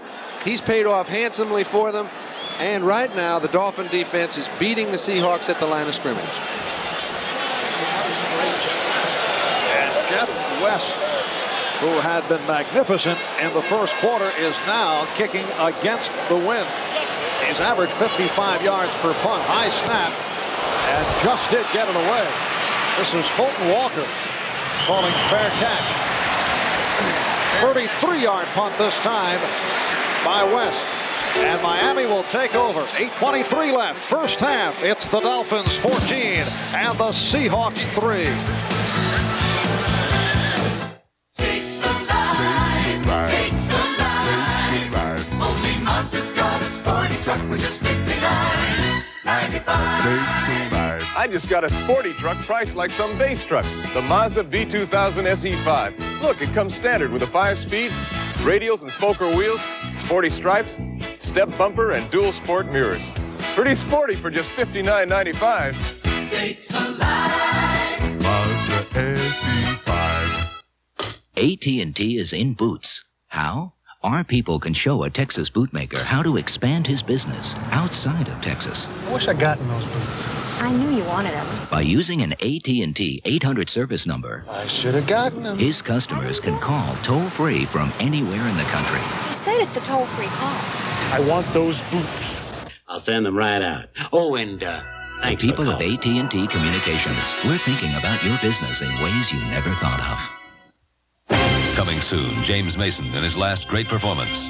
Jennifer O'Neill and Ava Gardner in A.D., the television event of 1985. A busy stretch of football here on NBC. Celebrate the new year right here with the best and the brightest of the bowls. The action getting underway with a confrontation between Miami and UCLA. That'll be the Fiesta Bowl, and then the granddaddy of them all, the Rose Bowl. Ohio State taking on the USC Trojans. Oklahoma going up against Washington in a game that could determine the national championship. The Orange Bowl. Don't miss all the excitement New Year's Day right here on NBC Sports. A lot of Seattle people down here in Miami this week for both games. Following the Seahawks and the Huskies. First down now. Dolphins from their 43. And Marino throwing. First down. And picked off again. And once again, it's John Harris, his second intercept of the day. So Marino intercepted for the second time this afternoon.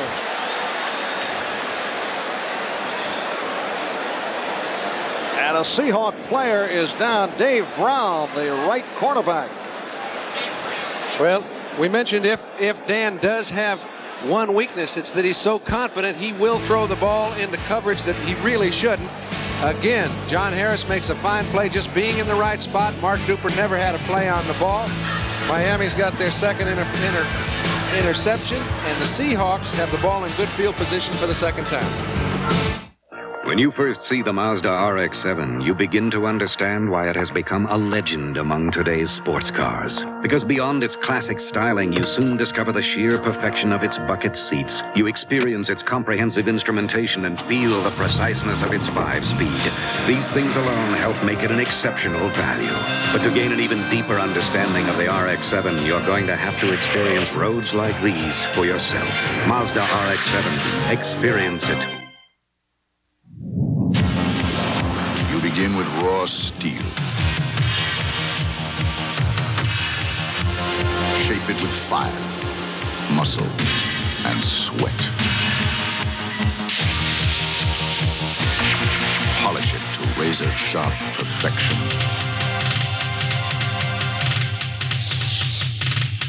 We're looking for a few good men with a medal to be Marines. The United Negro College Fund Telethon is in progress right now. You can make your pledge by calling 688-UNCF or 1-800-331-2244. See you after the playoffs. Receptions, 2 for touchdowns this season. Greg Gaines went down earlier with a shoulder, and he will get the X-ray treatment. No further word on the linebacker Gaines. Dan Marino, in a most unusual situation, has thrown one touchdown, but has been intercepted twice. Well, he's thrown the ball well. We did mention that he does have a tendency to force it. He did and got caught. Seattle first down at the Dolphin 45. They're trailing 14-3. And Craig incomplete and nearly picked off. Darrell Turner, the intended receiver. And that was just a miscommunication. You see the look on Craig's face. He can't believe it because often a receiver will turn. He thinks the spot is right there, and he doesn't continue with his pattern. That time, Turner thought that Craig was going to hit him just on the break, and had he come across the field, which Craig intended, it would have been a certain big gain. Instead, it's an incompletion, 2nd and 10. It's been a tremendous year for Dave Craig, breaking Seahawk records, most passing yards, most touchdown passes, along with being one of 7 Seahawks to be named to the Pro Bowl squad. He now faces a 2nd and 10.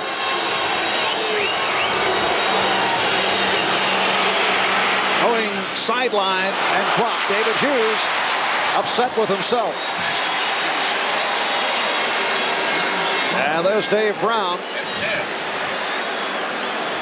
Brown, the 10-year man out of Michigan, an original Seahawk. He and Steve Largent, the only original still in the Seattle starting lineup 9 years later. How did they do in that expansion draft, getting a Dave Brown from Pittsburgh, who was originally their number 1 choice, and a Steve Largent? I mean, you're doing okay. Jim Zorn. Steve Largent from Houston. Jim Zorn started out with the Dallas Cowboys. 3rd down and 10. Craig 3 for 7. Only 36 yards. Lost one sideline. Intended for Paul Scanzi. And again, the punting unit will come on.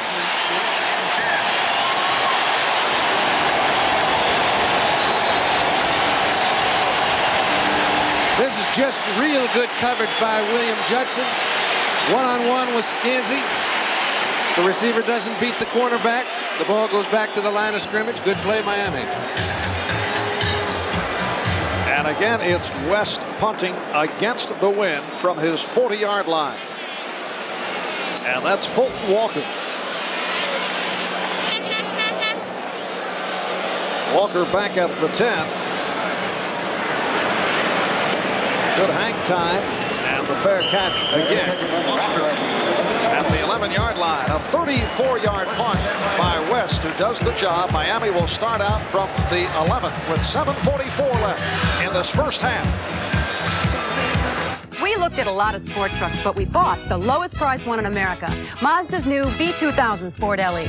And while it's nice to know it comes standard with sporty 2-tone paint, radials with spoker wheels, chrome bumpers, bucket seats, and a 5-speed, it's even nicer to know it's priced over $1,300 less than Nissan's or Toyota sport trucks. Sakes alive. Sakes alive. Sakes alive. Sakes alive. Only Mazda's got a sport truck for just $67.95. Sakes alive. Scope presents The Way It Was. Mother, mouthwash tastes like medicine. Well, if it didn't, it wouldn't work. Margaret believed it. Today, she still does. Honey, try Minty Scope. Tastes good. Then it doesn't fight bad breath. Scope works. Don't let the good taste fool you. Try it. Minty. Fresh breath that lasts. My mother will never believe it. Scope works. Don't let the good taste fool you. Free safety John Harris picks off Dan Marino pass earlier, leads to a field goal, picks one off moments ago, and Seattle not able to cash in. Well, it reminds me of the old statement that Sam Huff made to Y.A. Tittle when Tittle was concerned about throwing interceptions because he'd been in San Francisco where the defense didn't always hold them. Huff said it doesn't really matter. Why? You throw all you want because they're not going to score anyway. And that has been the case right here. The Miami defense doing the job, and the Dolphins now start out at their 11-yard line. 7:44 remaining in this first half. Marv Albert with John Brody from the Orange Bowl in Miami. And the Dolphins lead the Seahawks by the score of 14-3. Nathan running one in from 14, and Marino hitting Cephalo. Tony Nathan stopped by Keith Butler and Michael Jackson. So Jackson has taken over for the injured Greg Gaines on the outside on the right, and that tells the story. The Dolphins dominated the Seahawks.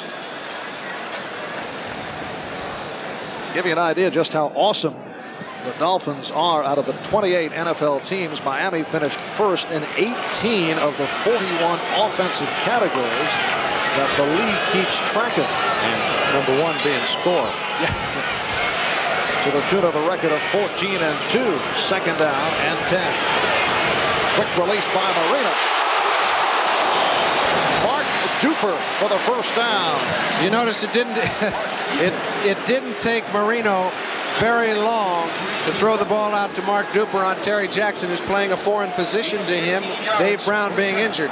But let's take a look at how much time Dan gets because of number 57, number 64, Ed Newman, number 61, Roy Foster. These fellas give him some protection. It gets quite active in there, and he's like he's sitting on a stool. Oh. And a 15-yard pass play. Marino now 8 for 13, 113 yards. First down at the 27. A short setup, and Marino going long. Pass intended to Brian Clayton, who was claiming that he was held back by Keith Simpson. Well, he was sure covered closely.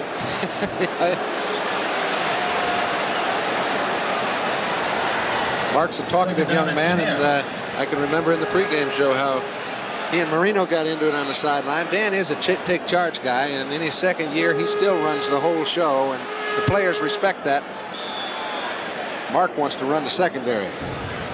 And Jacob Green was complaining about the fact that he was held, so both clubs getting their words in. I'm told that Dave Brown has now been taken for x-rays. Second and 10 at the 27.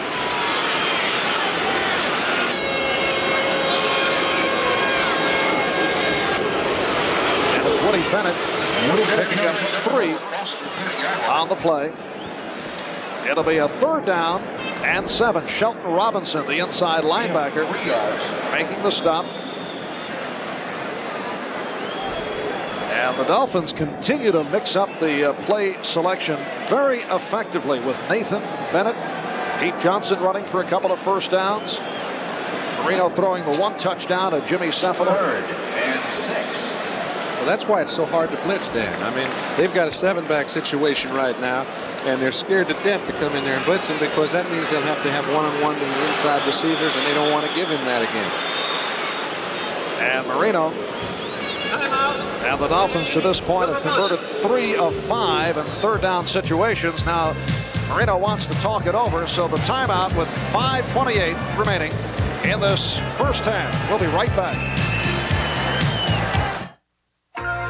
Driven 10 hours a week, this toy could use $500 worth of alkaline batteries. Because when an alkaline battery goes dead, you throw it away. This is a GE rechargeable. When it goes dead, you don't throw it away. You do something revolutionary. You recharge it. So why spend $500 for alkaline batteries when you could spend less than $15 for 2 GE rechargeable batteries and a charger? GE, we bring good things to life. Motor Trend magazine puts cars to the test.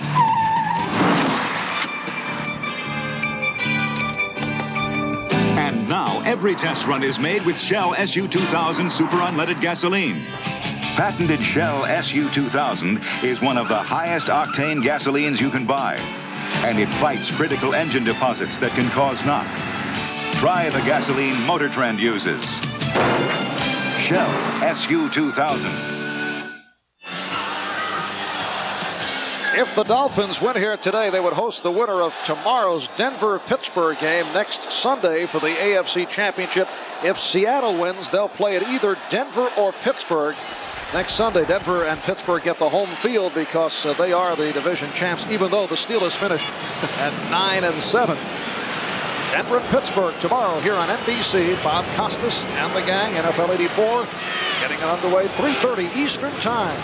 Third down and 6 from the 31.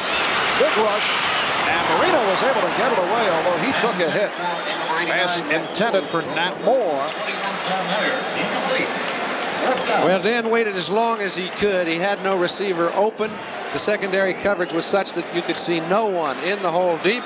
Nat Moore coming underneath. He is the fourth receiver. Short little delay pattern.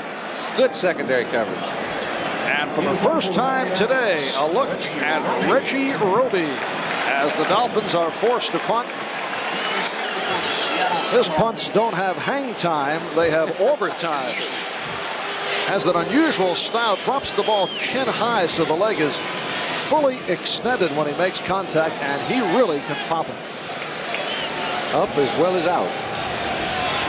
And Easley awaiting the punt. Back at the Seattle 18-yard line. Oh, the high punt. And Roby able to get it away. This is Easley. Ran into his own man at the 30. And Mike Kozlowski on the stop, and Roby hearing it from the crowd. A nifty move to unleash a 44-yard punt. Well, it reminds you of the sort of athletic ability you've seen out of Ray Guy over the years. It's so important for that punter to be a good athlete. Not only does he step under the outside man, but he's able to have the guts to step right into that punt rush and get that ball off. He did a pretty good job to get the ball before it hit the ground. Now that's being in present time, getting under the punt rush and getting it off. Seahawks first down from their 31. They're trailing the Dolphins 14-3 with 5 minutes left in this first half. Craig swings it out for Dorning. He's out to the 32-yard line. A short pickup. Don McNeil on the stop. Reggie Roby in a second year out of Iowa. Big guy, too. You can tell those good linebackers, too. That was Brodzinski getting in to help McNeil just because he had a real good drop and was in great position. You'll see those running backs pick up 7 or 8 yards just because they get the linebacker out of position. It's hard to get Brod. What does Reggie go? 6'2", listed at 243. Second down and 8.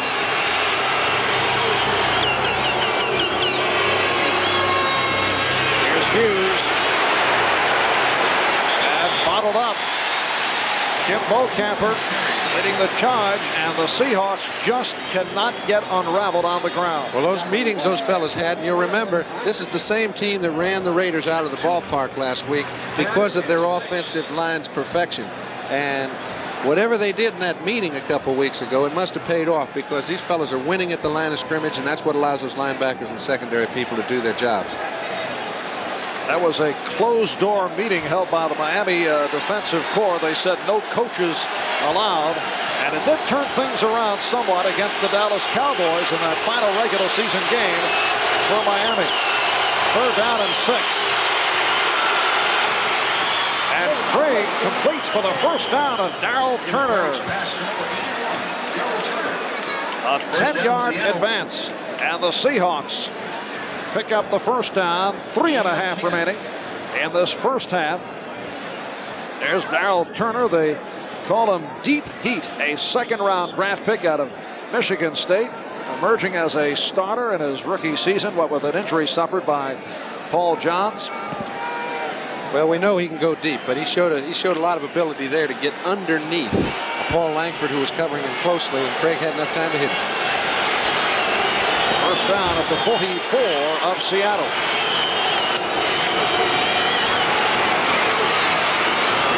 And now Steve Largent pulling away. Touchdown Seahawks as Largent pulled away from Glenn Blackwood. A 56-yard pass play to get the Seahawks back in it.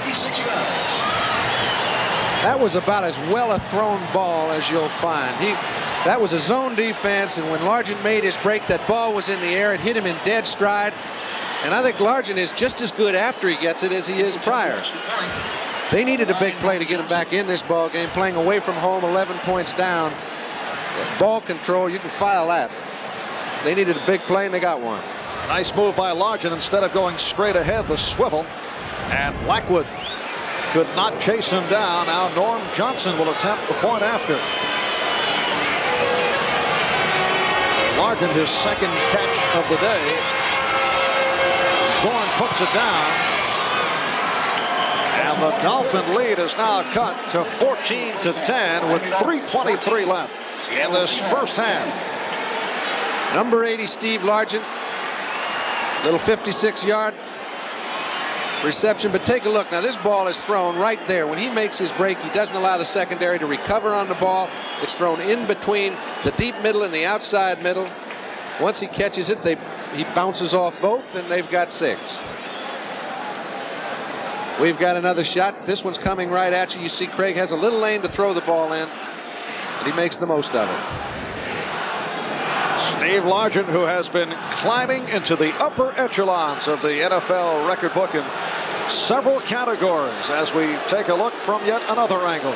You ought to give him more than 6 points for that many shots, Evan.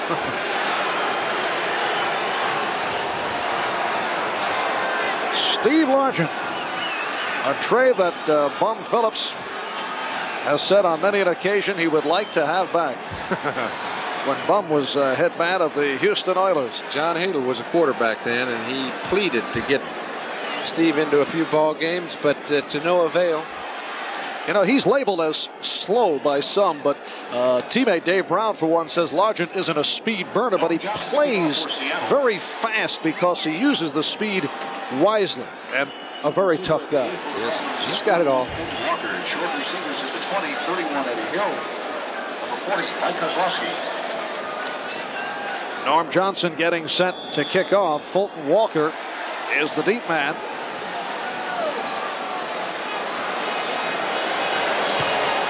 And again looks to keep it away from Walker. Walker comes up for him. And good coverage by the Seahawks at about the 23. Short return, a 5-yard return by Walker on the bouncer. Shelton Robinson on the tackle. 3:15 left, first half. And the Dolphins back to the offense. They lead it by the score of 14-10.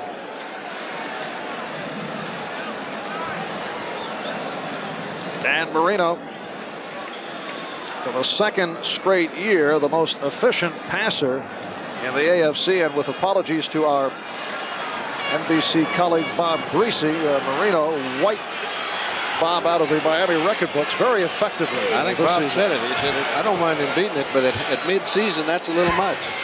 First down at the 24, and Marino able to unleash.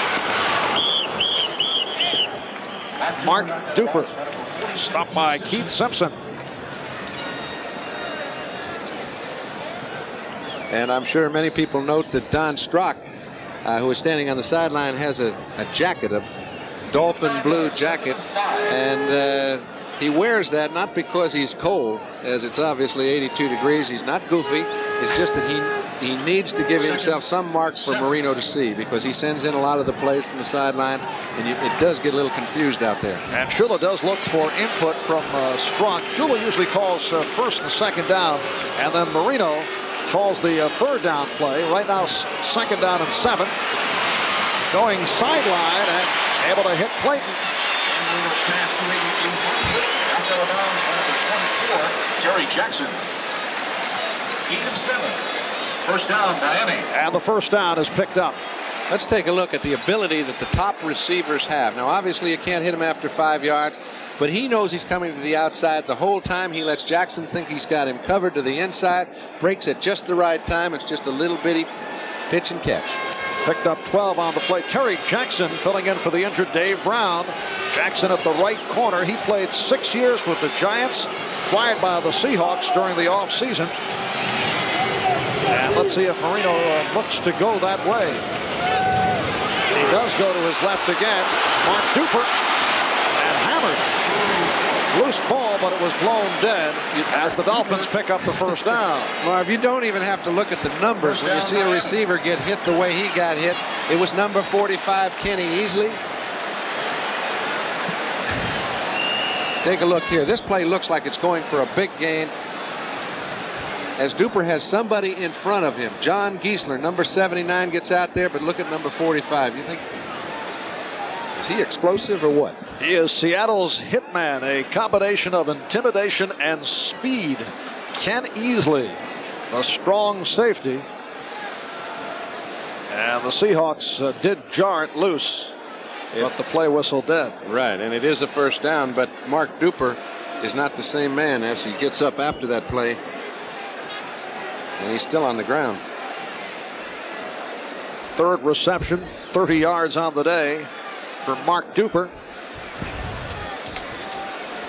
That's the all-purpose man, Jim Jensen, who can play 22 positions now. Well, you know, you just don't find the combination where a guy's as good on special teams as he is and also can play quarterback. We're looking at Mark, who is still down.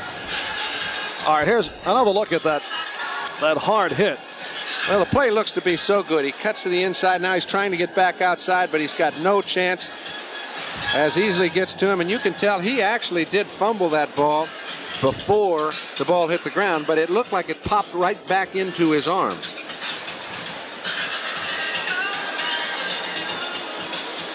I don't know. It may have been a quick whistle. Here's another look. Well, I'm not sure the whistle was blown. I think that ball pops right back into his arms. Look, it's obviously out of his grasp at this time. But when it falls, watch it. It'll come right back in. See that? He's got his arm on it. Awfully close. And Duper hears it from the crowd.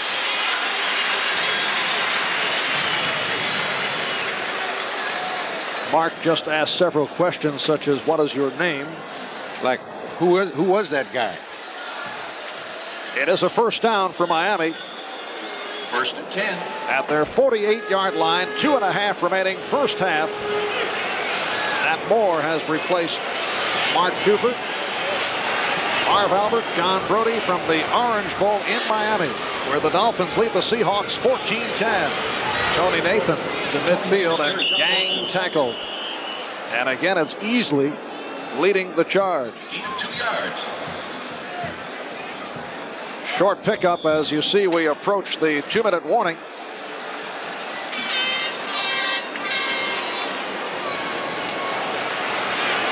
Marino with time, lofting one. Not what he had in mind. Well, when he went to throw the ball, he expected Woody Bennett to be out there. When he turned and looked, he knew he wasn't. He was fortunate to find a space of grass. And now, with just under 2 minutes remaining in this first half, the official timeout.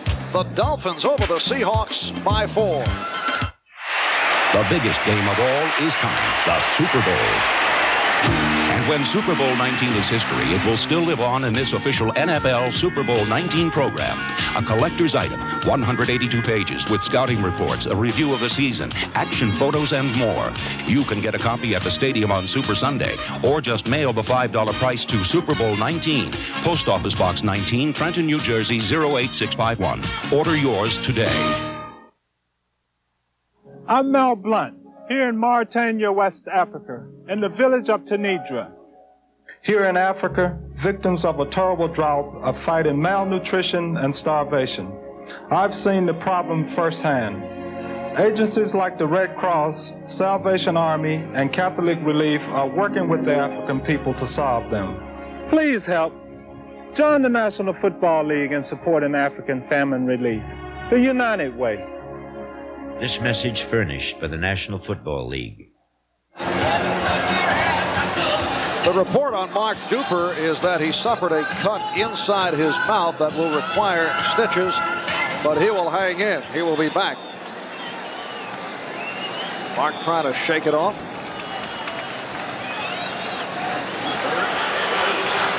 Just under 2 minutes left, first half. The Dolphins have a 3rd down and 8 at midfield. They lead Seattle 14-10 in this AFC semifinal playoff meeting. And Marino throwing for Cephalo, and it is nearly picked off on the deflection. Easley had a shot at it. Terry Taylor, the rookie from Southern Illinois, got a piece of it. And there's another ball Dan would like to have had back just after he throws. As we see, Kenny Easley looks like he's in trouble. That is not a good man to have injured. They've lost 2 of their key people. Now take a look here. Dwight Stevenson comes over to help on Jacob Green. Those linemen know who the top pass rushers are.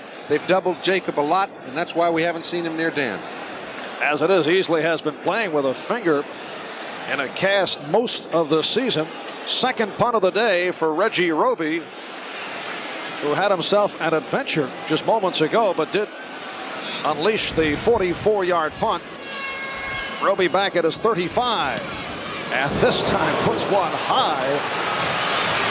Easily inside the 15-yard line. When Johns went down with that neck injury early in the season, Easley volunteered for the punt return job. Most unusual for a starter, an all-pro to volunteer for a kamikaze-type position, and he's done well. Watch the style of Roby. And the height. That ball goes straight up, it appears, before it takes off out. Don't think those things are easy to catch when they're coming down all wiggly-woggly, and that wind starts, he creates a lot of fumbles that way. Now that's a 34-yard punt. But a good one. But a super punt, because it has Seattle pinned back at a 16-yard line. And again, the crowd here at the Orange Bowl into it. Here's David Hughes. Can't get outside. Pushed back by the inside linebackers Mark Brown and Jay Brophy. We see that clock going down to inside 125, and that's what a good punt does.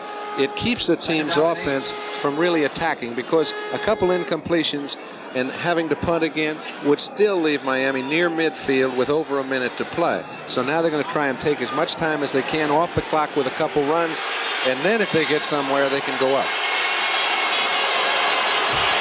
Second down and 8. And here's Dornick. And he's bumped out across the 25-yard line. Strong safety, Glenn Blackwood, pushing Dornick out of bounds. Short of the first down. 7 yards.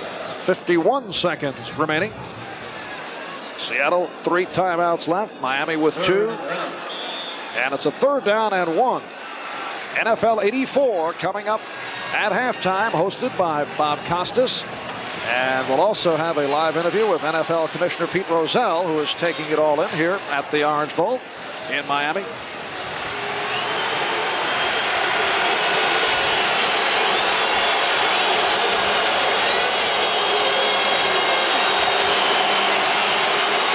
Here's Dornick.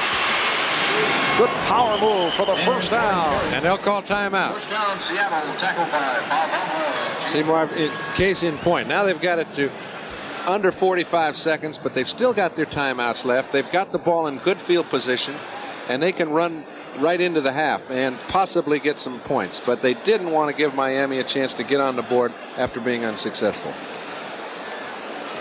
No timeout being called right here. Time running down. Well, it's funny because Craig was signaling for a timeout as soon as the ball was ruled first down. I guess Chuck Knox ruled him off, but that surprises me. And he is content to go into the locker room down by 4, although Miami dominated this first half as David Hughes just closes it out. So the conservative philosophy of head coach Chuck Knox. Usually he's a very easy man to read as to why he's doing what he is, but I do not have a clue as to why he didn't call timeout in that situation with good field position. NFL 84 is just ahead. We're halftime at the Orange Bowl in Miami, and the Dolphins lead the Seahawks 14-10. Everybody's coming to the Johnsons for the holidays. 12 aunts, uncles, and cousins are going to have a real feast. But some will overdo it, whether it's Uncle Harry's heartburn or the twins' upset stomachs. The one that coats is the only one they need. Pepto-Bismol. As it coats, it relieves heartburn, upset stomach, and diarrhea. Pepto-Bismol. For most common stomach discomforts, Hello, my ragtime gal. the one that coats is the only one you need. When things are out of control, a person could use the personal computer software programs in IBM's Assistant series. Start by entering facts and figures into Filing Assistant. Then move the facts around to work up a plan. Or draw up a graph. There's writing assistant to help you handle words, and reporting assistant to pull everything together. The Assistant Series from IBM. Getting all your ducks in a row has never been easier. You have to draw the line someplace. Then cross over it. That's how new ideas start. How new worlds open up. Technology from a company called TRW helps chart new worlds. Today we draw the line where it has never been before. Tomorrow we'll cross over it. Tomorrow is taking shape at a company called TRW. The United Negro College Fund Telethon is in progress right now. You can make your pledge by calling 688-UNCF or 1-800-331-2244. See you after the playoffs. Schools, college football's best and brightest, the Hula Bowl. America loves its sports, NBC style.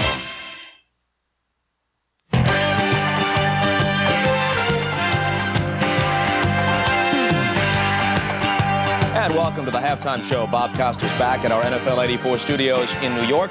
Unofficially, the halftime stats on Dan Marino, and we'll be talking with Bill McAtee about him in just a moment. 11 completions in 20 attempts, 137 yards, a touchdown, 2 interceptions, both of them by John Harris. That has helped keep Seattle close, stalling a couple of Miami drives.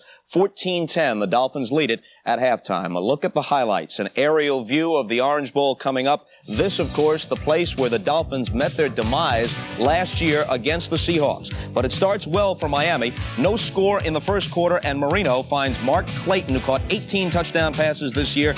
This long gainer sets up the following play, a 14-yard touchdown run by Tony Nathan, and after the extra point, Miami has the lead at 7-0. Norm Johnson countered with a 27-yard field goal for Seattle, made it 7-3. But back comes Marino out of the shotgun, a 34-yarder to Jimmy Cephalo, one of those other receivers Bill McAtee was talking about in the pregame show, in addition to the Marks brothers, Clayton and Duper. Dave Craig has a favorite target of his own. It's the veteran Steve Largent. A couple of Dolphin players knock each other off, and that allows Largent to break free, 56 yards and a touchdown. And after the extra point, 14-10 is where we stand at halftime. Let's go down to the Orange Bowl and get the impressions of Ahmad Rashad. Any surprises in that first half, Ahmad? Well, Bobby, it wasn't too many surprises. I talked with Chip Harris, the offensive coach for the Seattle Seahawks, and he said going into this game, they would try to run the ball, but if they couldn't run the ball, they'd go back to their offense, which is Dave Craig scrambling around trying to find somebody downfield. Another key is that Miami's defense came up with a lot of big plays.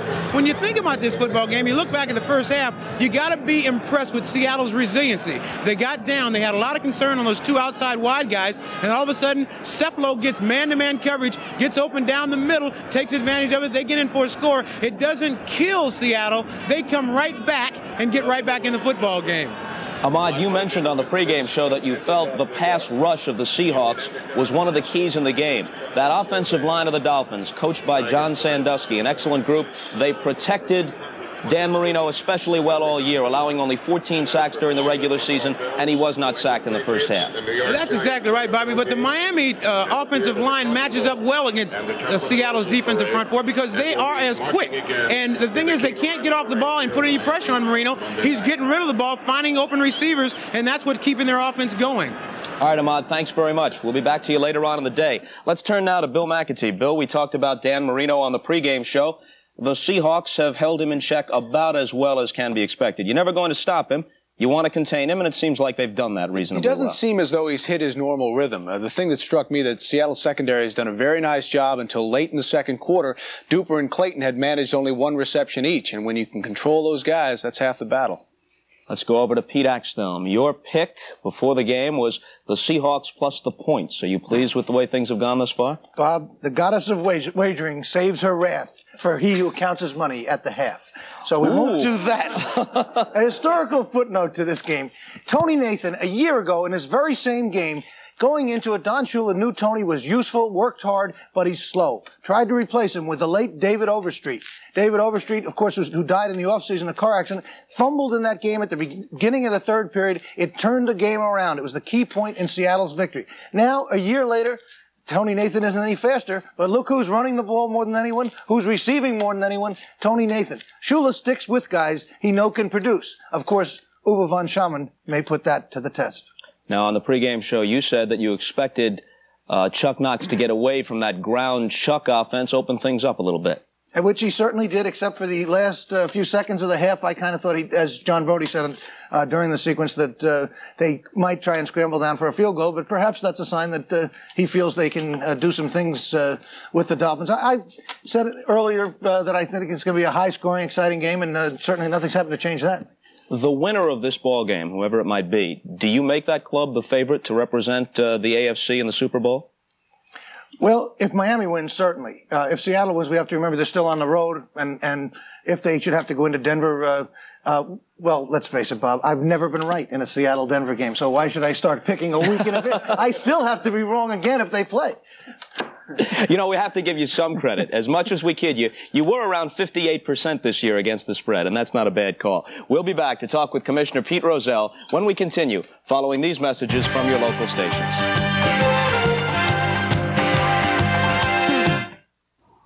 On March 26, 1985, members of our community will be honored by 11 Alive for their outstanding public service. We call them the ones who care. To nominate a special volunteer for this award, write 11 Alive, Community Service Awards, 1611 West Peachtree, Atlanta 30309, or call 873-9177. The tomorrow of your yesterdays is here with you today. New flowing lines of motion will move you to devotion. It's a car called Calais. There is a special feel in an Oldsmobile.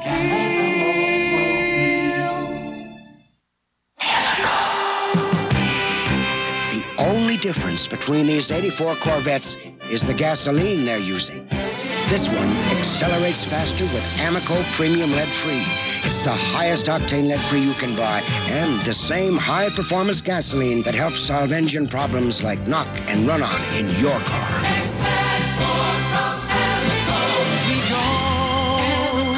That extra mile.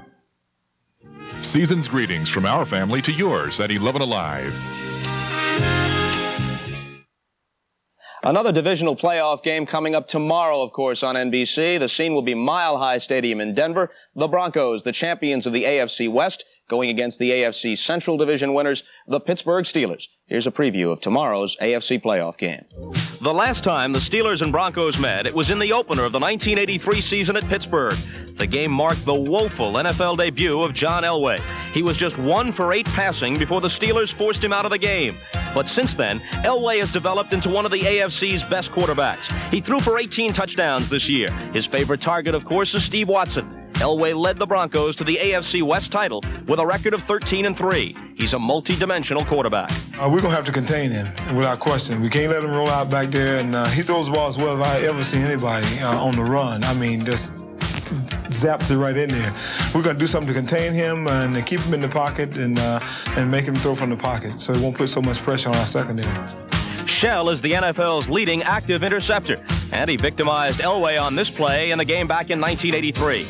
Before you count the Steelers out tomorrow, consider the fact that Mark Malone, John Stallworth and company not only beat the Raiders on the road a couple of weeks ago, but also handed San Francisco their only loss in a 15-1 season, and they won that game in San Francisco.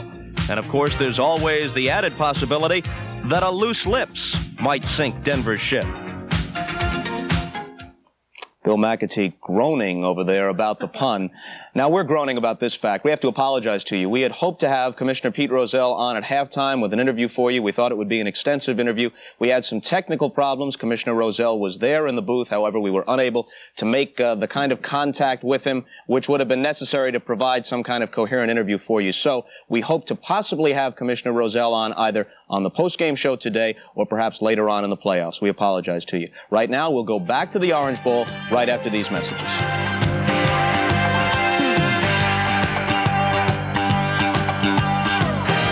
Mrs. Smith wanted a small new car that's built to last.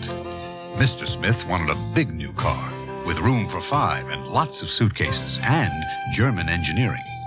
But the Smiths had less than $7,000. So, how did they get all they wanted? They bought a new Volkswagen Golf.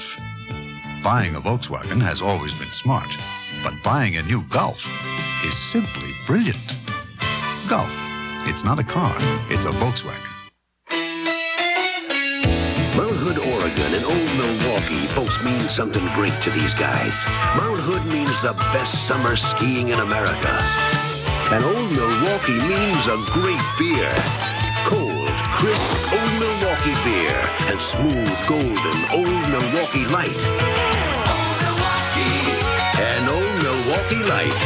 Taste as great as their name. Man, it doesn't get any better than this. Hope we're going to a New Year's Eve party. I'd prefer an office party. I want to go to a kid's party.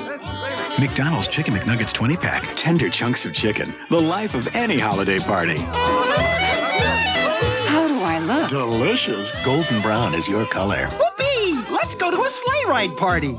It's a good time for the great taste. Parties. That's all you 20-packs ever think of. McDonald's. Next Saturday, enter a world where dreams are bought and sold. From the showroom to the boardroom to the bedroom, you get more than you bargained for at Behringer's. Can you guess which truck is priced lower than the top 5 compact pickups in America? Okay, so you needed a hint. Well, now you can get that low-priced Isuzu for even less. Because your Isuzu dealers are having a sale on all their 1985 trucks.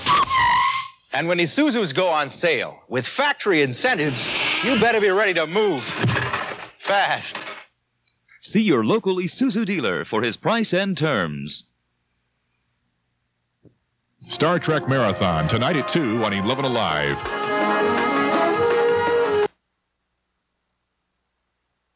Ball in Miami. We're at halftime, and the Dolphins lead the Seahawks by the score of 14-10. Apparently, there was some technical problems in terms of the hookup between New York and here. But the man to my left, a familiar face, National Football League Commissioner Pete Rozelle. And Pete, we do have a couple of minutes here. My broadcast partner, John Brody, is one who is always screaming for the use of instant replays to be utilized during the course of football games. So, what is your reaction? Are we getting any closer to that possibility?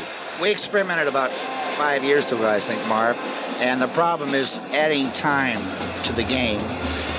The other fact is that if we're to use the television feed, which is the only practical way, you would have some games, as you know, in which you'll use maybe 4 cameras, a limited number. And then you would have other games, a national game, where you use a larger number and have a better chance of seeing the play clearly, the person reviewing it. And the clubs didn't feel that was fair. This was an experiment, as I say, about 5 years ago. We'll keep looking into it, but it's not feasible at this time. What about all the criticism concerning the length of games in the NFL? Some say the games have been boring as of late. Some say there are too many commercials. Are there any plans to make some changes in that regard? Yes, the competition committee will be looking into it, and they feel the possibility will develop for this March meeting, where they might recommend that we have the game clock go when the 30-second clock starts. In other words, after a out-of-bounds play, they bring it in, start the 30-second clock, and they might let the clock run then. We've done studies on it during this season, and it would really depend upon if we lose too many plays that way. But a study will be made on that, and that's a possibility for at least experimentation next summer.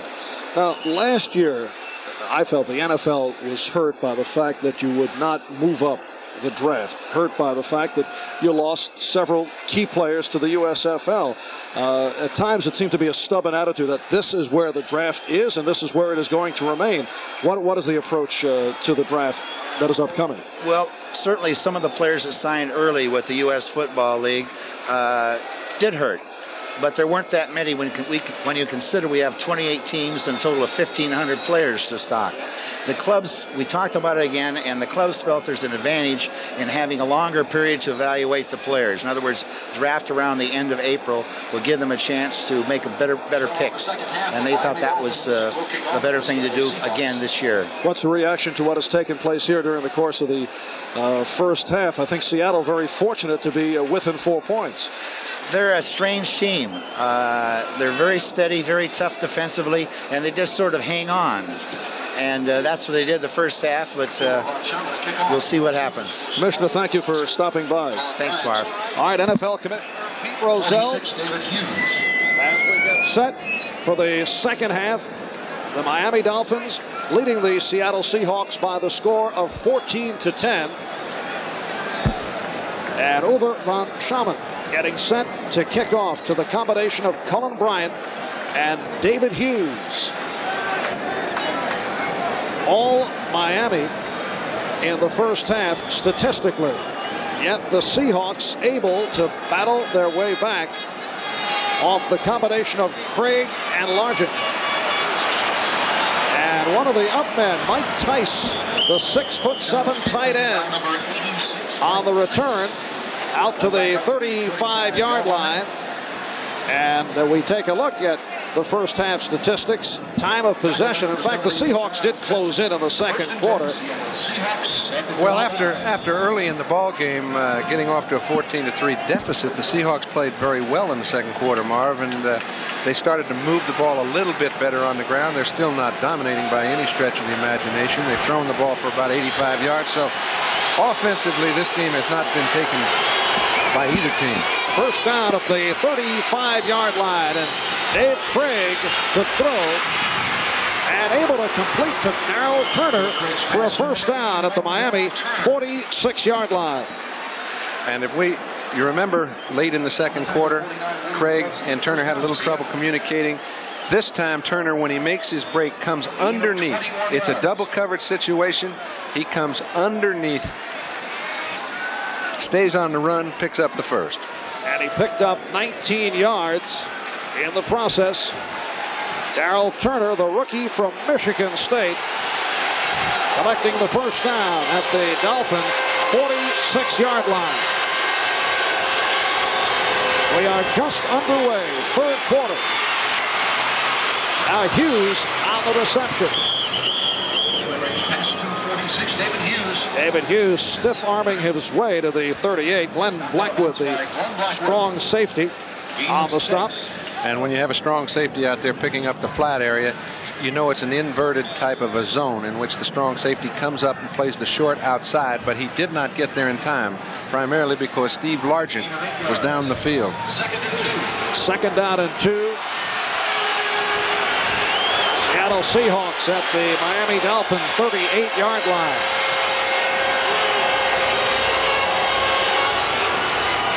And here's Dorning, close to the first down marker.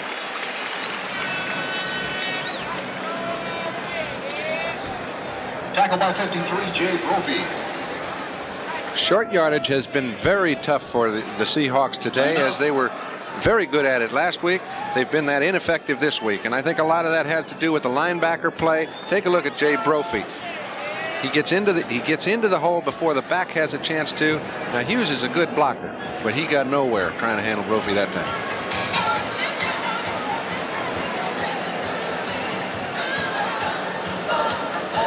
Right as they untangle the yardstick.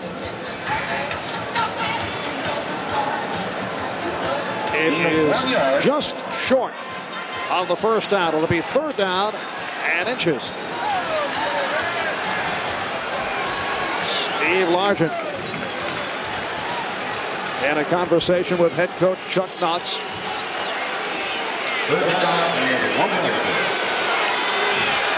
And the third down play coming up now for the Seahawks.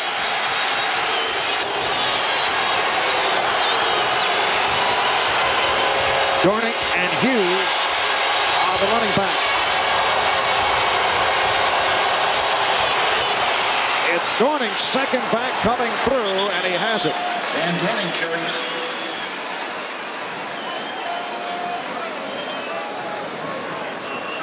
Boy, they put a lot of pressure out there on their offensive line to the right side.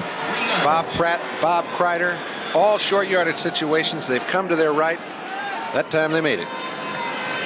It's Essink and Kreider at the tackles. Essink back in after missing last week against the Raiders because of the flu. Bailey and Pratt at the guards. Bush the center. It's a first down at the Miami 34.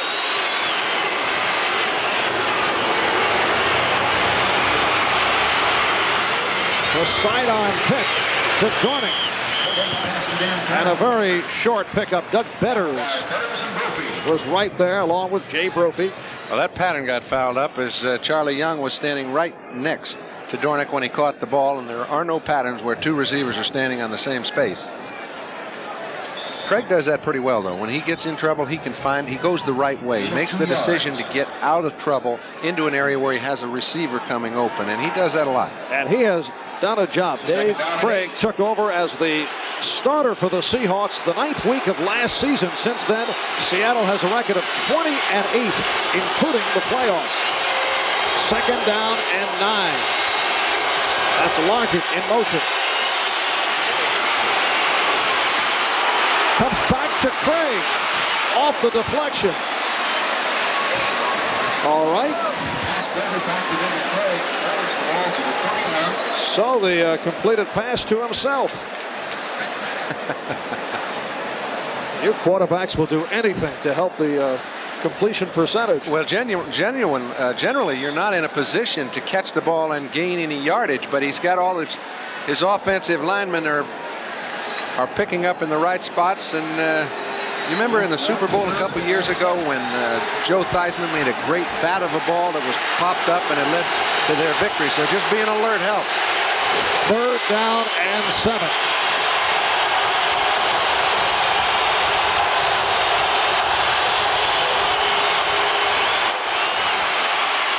Looking for the first down. Steve Largent was pushed back. Let's see where they spot it. And it looks like it is a first down, and the crowd does not like it. They did not like the spot. But I do think it was an accurate one. And you'll notice in starting the 3rd quarter, they are not trying to gain any sort of ball possession or control running the thing. They're throwing it on first down, getting that 5 or 6 yards, getting a first down or what have you. Look at that pattern. When he makes his break, he gets himself far enough down the field so that when he comes back, he's still got the first. Steve Largent in very fine company. First down at the 24.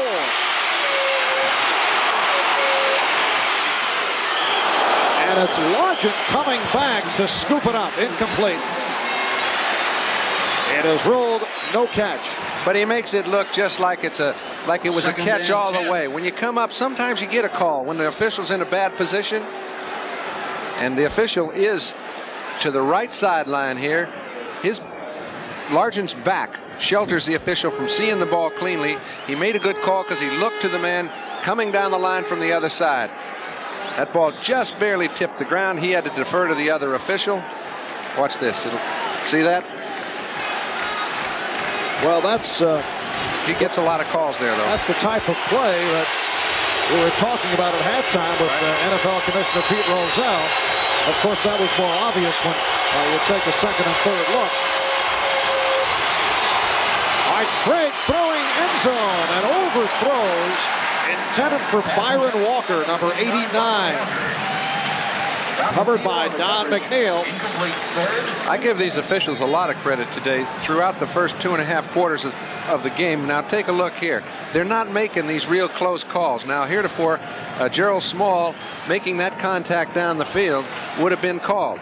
And that was Don McNeil. But that play would have been called interference in so many games that we've seen earlier in the season. And it sets up a 3rd down and 10. This the longest sustained drive for the Seahawks today. Their 10th play upcoming. 5 minutes in, 3rd quarter.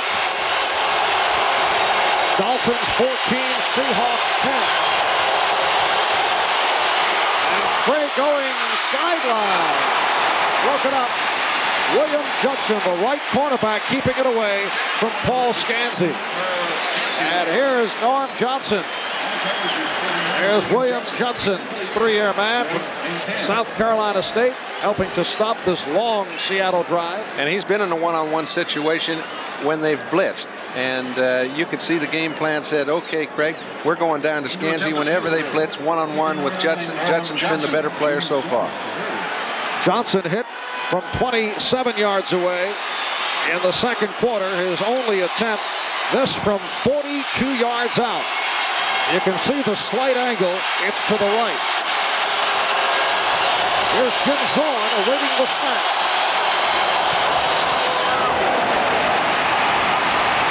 Real good.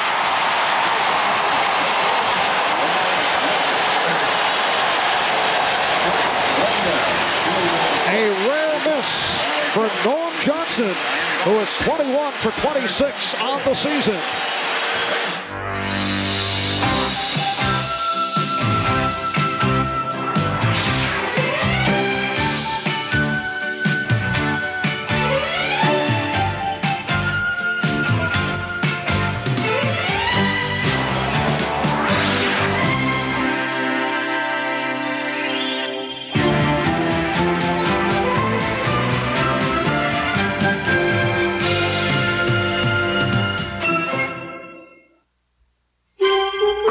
Minnesota and Old Milwaukee both mean something great to these guys.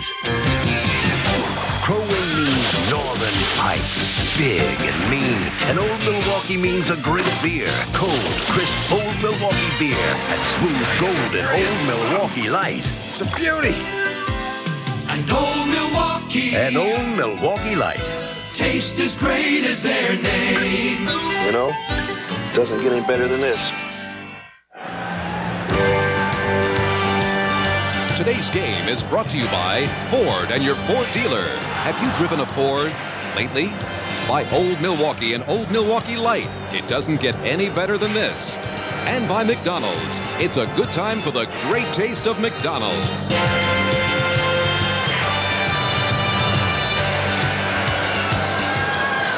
Dave Craig, not a happy guy following that long drive by Seattle that produced Zippo. 11 plays. They had the ball for almost 5 minutes, and then the long field goal by Johnson was off the mark. I think more than anything, what really gets a quarterback is when it's a blitz.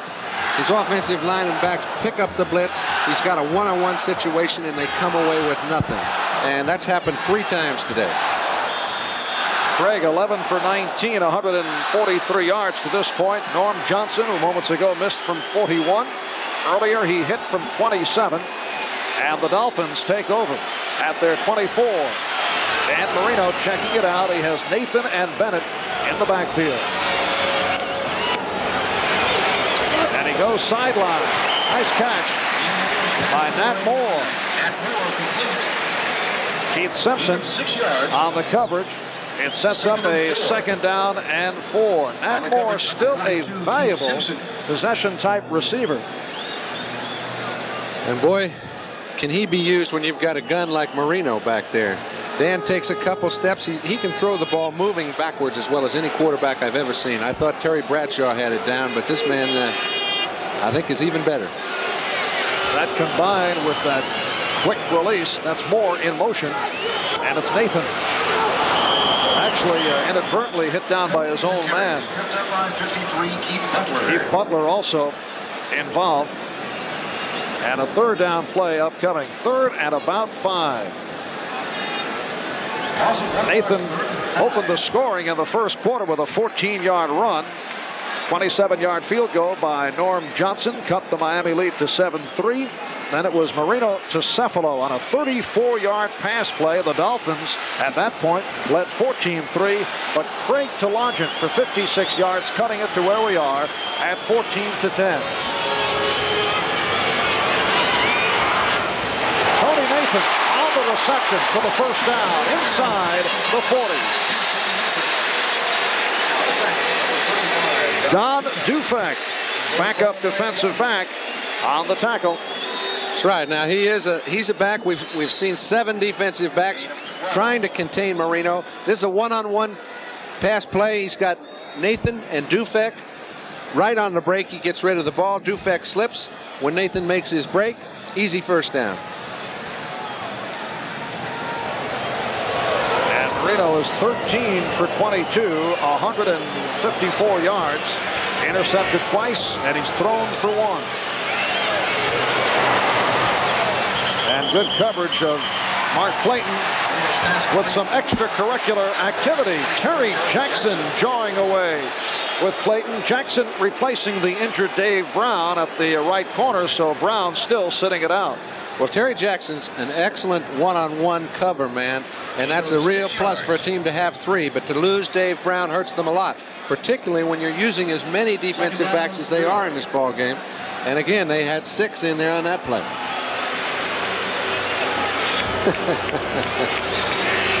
They don't say anything.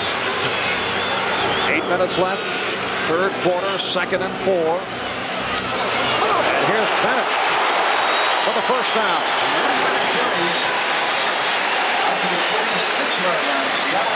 Woody Bennett, who scored a touchdown in last year's playoff game against the Seahawks, has stepped in very well for the injured Andre Franklin. He and Nathan have gone most of the way. Woody Bennett out of the University of Miami. This telecast is presented by authority of the National Football League, and it is intended for the private use of our audience. Any rebroadcast or other use of this telecast without the express written consent of the Miami Dolphins and the National Football League is prohibited. First down play for Marino. Throws a bullet. Incomplete. The coverage by Jackson, so Marino continues to look Jackson's way. Well, what he did is he tried to come late, but Jackson wasn't buying any. Watch this. He knows as soon as he makes that break, Dan came a little bit late. He's trying for a pickoff the whole way. And it's just a good play by Nat Moore, kept that ball from being picked off for a touchdown. They always say those receivers have to protect their quarterback, but I think Miami does that as well as anybody. And now Terry Taylor has come on. Simpson and Taylor at the corners with Beasley and Harris, the deep men. 2nd and 10 at the Seattle 46. Again, that quick release and a first down for Bruce Hardy. The tight end, Bruce Hardy, who was shaken up, stopped by Kenny Easley. But he has the first down inside the 34. This is something that would hurt the Dolphins severely if Bruce Hardy gets shaken up to where he can't play. We've already mentioned Dan Johnson did not start. He lost 18 pounds. And Bruce just had a problem trying to come off the field. That's very concerning there. Brian Johnson out with the flu throughout the week. In fact, was hospitalized for several days. So the Dolphins could be down to one tight end, and Joe Rose. We'll be right back. Shotgun Rapids, Idaho, and Old Milwaukee both mean something great to these guys. The shotgun means white water at its best. And Old Milwaukee means a great beer. Cold, crisp, Old Milwaukee beer. And smooth, golden Old Milwaukee Light. And Old Milwaukee. And Old Milwaukee Light. Taste as great as their name. You know, guys, it doesn't get any better than this. Hey, you know what my job is? Well, this is my office, a movie set. Yeah, I'm a stuntman, and I depend on my equipment. That's why Terry Leonard likes a tough Ford Ranger like this one. With a V6 engine, no small V6 tops for power. Tough twin I-beam suspension. A strong ladder-type frame. Tough double-box walls. And the widest cab in its class. That's terrific, Terry. It's easy for my Ford Ranger and me. The best-built American trucks are built Ford tough.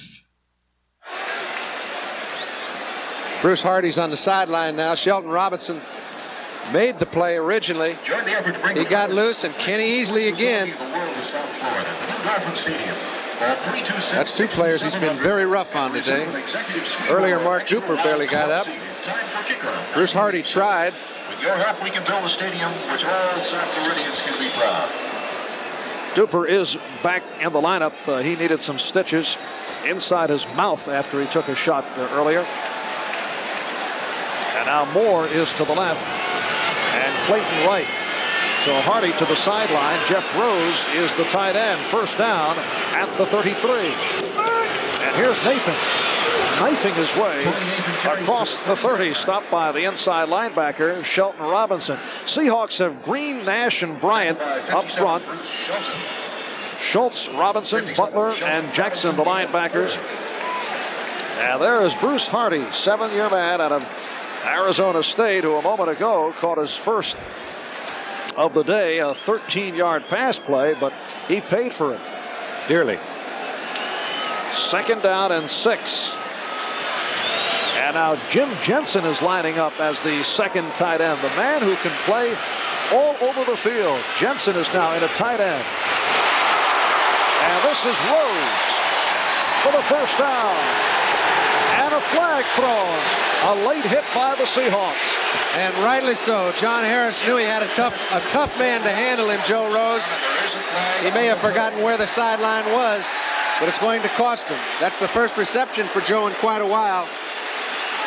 He's not been too healthy this year, and he mentioned Ahmad Rashad before the ball game. This is the best he has felt all year long.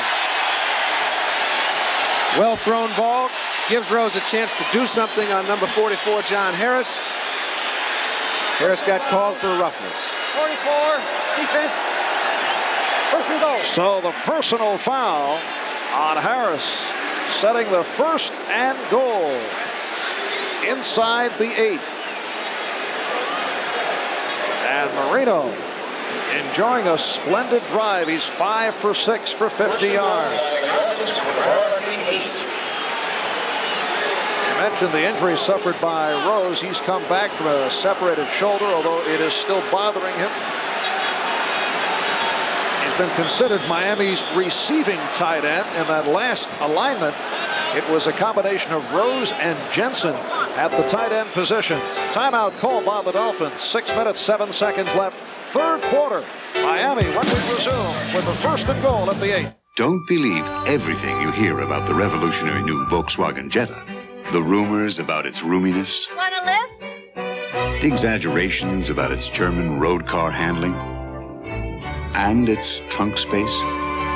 The one about the Volkswagen Jetta costing $79.94, it's $79.95. We hope this brings all those wild exaggerations to an end.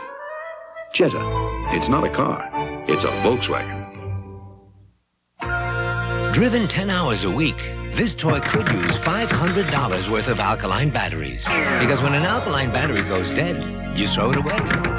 This is a GE rechargeable. When it goes dead, you don't throw it away. You do something revolutionary. You recharge it. So why spend $500 for alkaline batteries when you could spend less than $15 for 2 GE rechargeable batteries and a charger? GE, we bring good things to life. January's champions take to the ice. He thrilled the world with his gold medal performance at Sarajevo. Now, see Scott Hamilton in his only pro competition this year as he takes on Tyler Cranston at the World Professional Figure Skating Championships on NBC Sports World. A look from above the Orange Bowl here in Miami on a gorgeous day. Temperature in the 80s. Marv Albert with John Brody. And Miami leading Seattle by the score of 14-10. However, the Dolphins are threatening. 1st and goal from the 8 for Dan Marino, who is 16 for 26, 186 yards.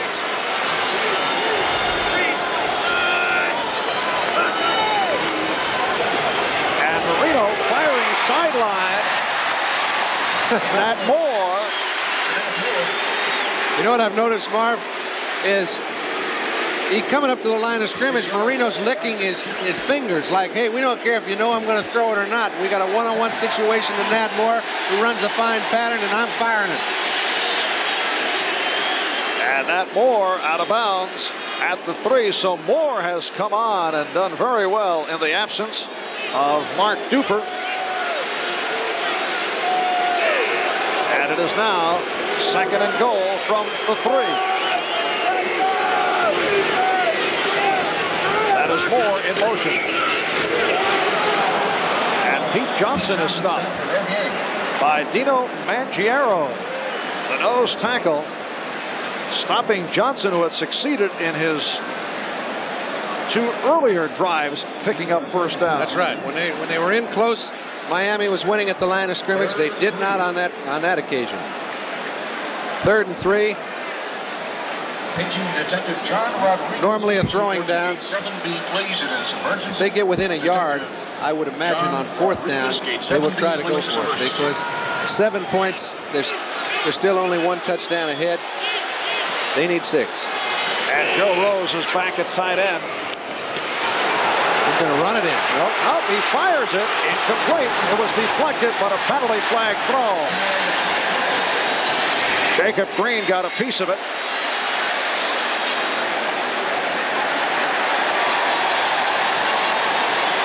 It's against the Seahawks.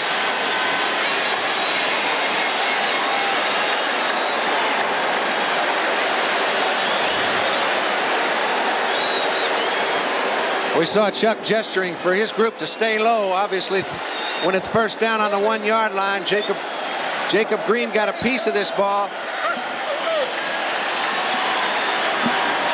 We did not see who got called. John, it appeared to be the left corner, Keith Simpson.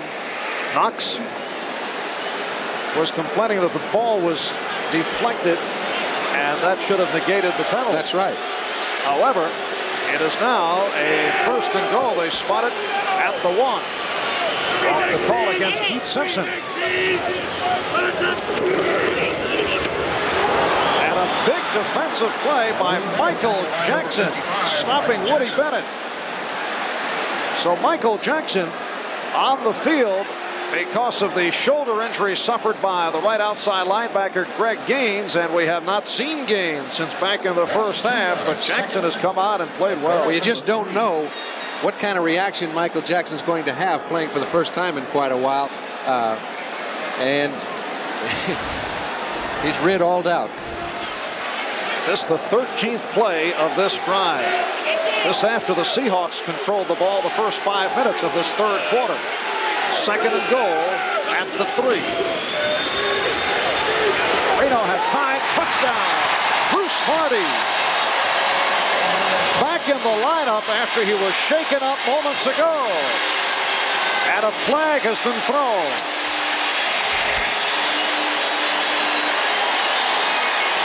It's a touchdown.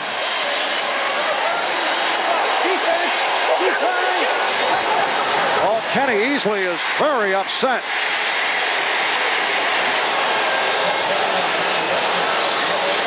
Easley all over the referee, Pat Haggerty.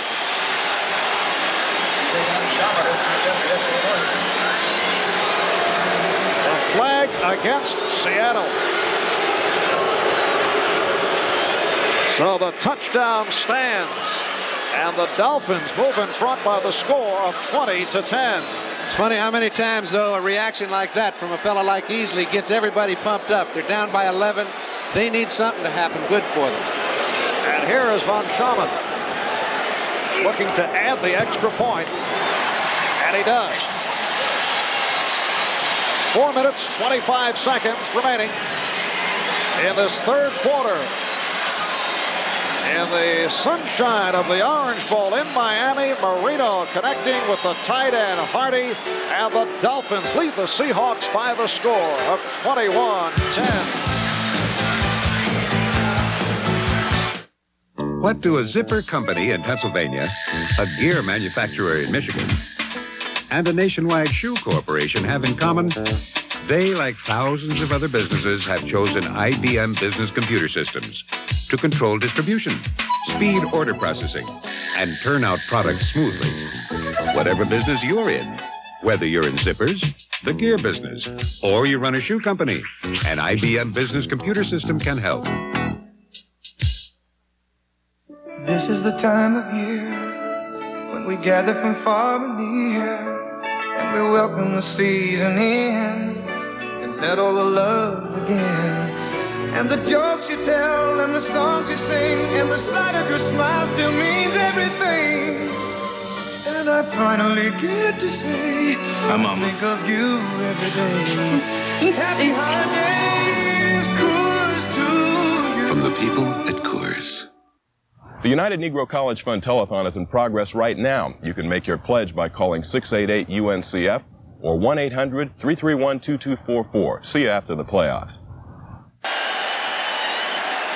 A couple of calls that the Seahawks have not agreed with, and it's a 13-play drive for 76 yards. Miami holding on to the ball for 5 minutes and 40 seconds, capped off by Marino to Hardy. Marino's second touchdown pass of the day. There's Bruce Hardy, who was on the ground just moments ago, shaken up off the hit by Easley. Terrific kickoff by Van Comet, who, despite his problems place kicking, has done very well with the powerful leg on kickoffs throughout the season.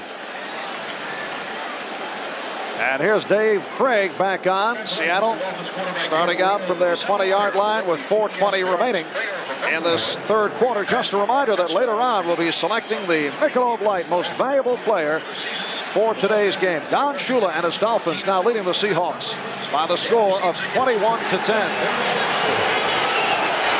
Terrific drive for Marino.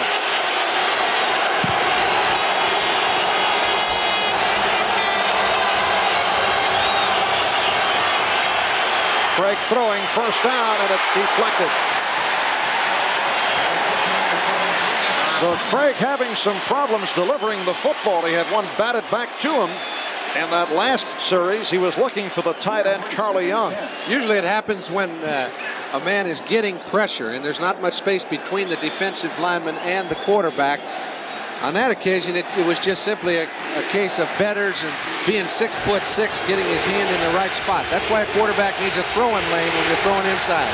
And as betters, Baumhauer and Bokamper up front. Second down and 10. David Hughes found the opening to bring out across the 25. Inside linebacker Mark Brown, who began the season as a starter, making the tackle. Brown then was benched. Trouble with pass drops, although excellent against the run, and he is now back as a starter. Well, they finally decided he was such a plus as a tackler, and his good movement against the running game offset a few missed assignments in his drop. And the two inside men, Brown and Brophy, have done the job thus far. Third down and 3. About Darrell Turner's turn long. Third and 3 from the 27. And here is Craig going long. And it is incomplete. Byron Walker out of bounds on the reception.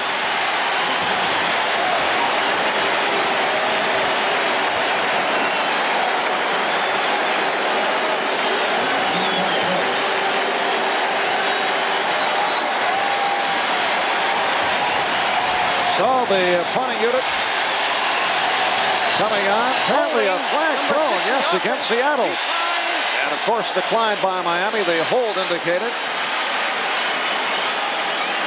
A quickie drive by the Seahawks. And Jeff West, 9-year man out of the University of Cincinnati, dropping back to his 12-yard line.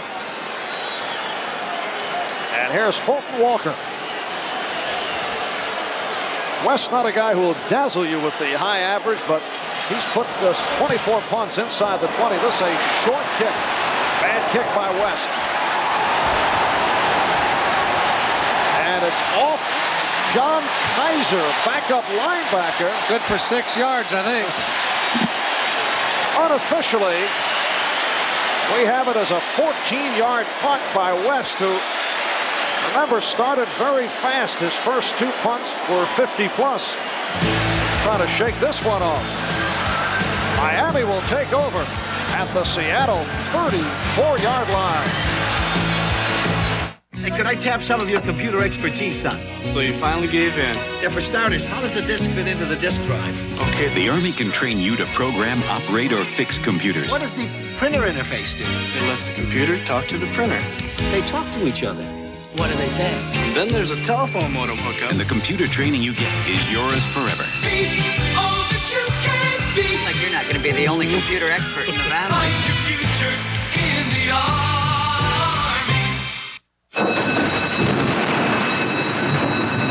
Test pilot Chuck Yeager for AC Delco. This flight doesn't get scrubbed for bad weather. A high-performance fighter has the technology to handle it. So does this, the all-weather Delco Freedom Battery, with the power to start you in the cold and the technology to beat the heat. And you never add a drop of water. Never wait for trouble. Get the all-weather Delco Freedom Battery. From $39.95 for a Series 40, call 800-AC-DELCO. The NFL plays here. Pittsburgh battles Denver in the AFC divisional playoffs. Our championship spot is on the line. Your team plays here on NBC. I don't think Jeff West ever considered the possibility of the number of his uniform surpassing the punt distance, but they have changed the spotting of the ball, and it is now officially a 7-yard punt. And it really puts a lot of heat on their defense now because they're within 11. They're still within reach. If they get another touchdown, Miami, the door could fall out. 3 minutes, 10 seconds remaining, third quarter. And the Dolphins' first down play. A little shake and bake by Woody Bennett for perhaps a yard. Joe Nash, the nose tackle. Inside linebacker Shelton Robinson combining. Bennett with 5 carries for 14 yards. It's been mostly Tony Nathan on the ground. And Dan Marino has picked it up, although he has been intercepted twice. But he executed a superb drive last time the Dolphins had the ball, capped off by the touchdown of Bruce Hardy. I wouldn't be surprised if there was a little suggestion that he makes sure of the coverage a little more closely than he's accustomed to, because he's throwing outside to the open man. Second down play. And Marino throwing deep. Touchdown. Off the deflection, it's Mark Clayton.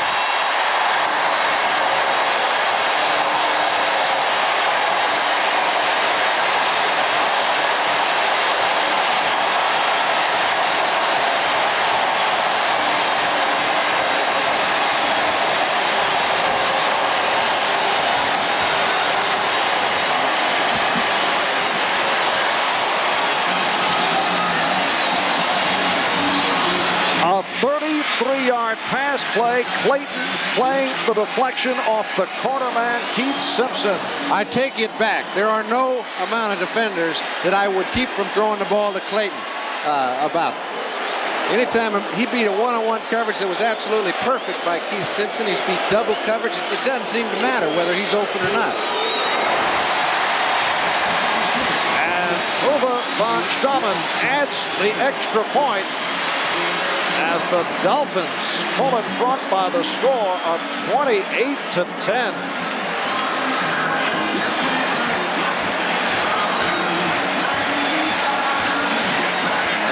Anytime you need a little help, you just go to Mark. Number 83 does not really beat Simpson, who takes a perfect angle on the ball. It looks as though he's in the perfect position to intercept it. Results of his... That's greatness.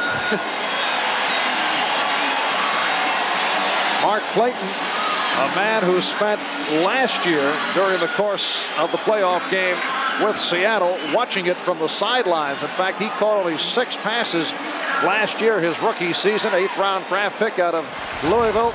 This year, 73 receptions and a record 18 touchdown passes. Dan Marino is now 19 for 29, 3 touchdowns.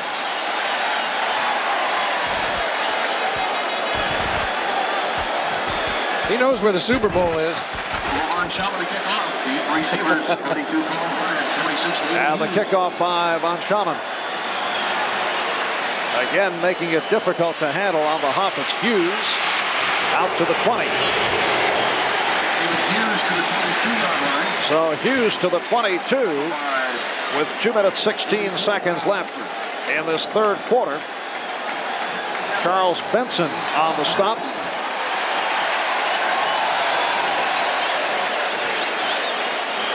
Hey, I know where the Super Bowl is located, but there's still a lot of ball game left here, and you can tell by the special team intensity just how much. That's nice. That's number 50, Fred Young. He's another man just like Kenny Easley. When he hits you, you stay stuck. Important drive here for the Seahawks to see how they can react off the Dolphins jumping in front by the 18-point margin. Here's Craig, and he has Largent for the first down across the 40-yard line.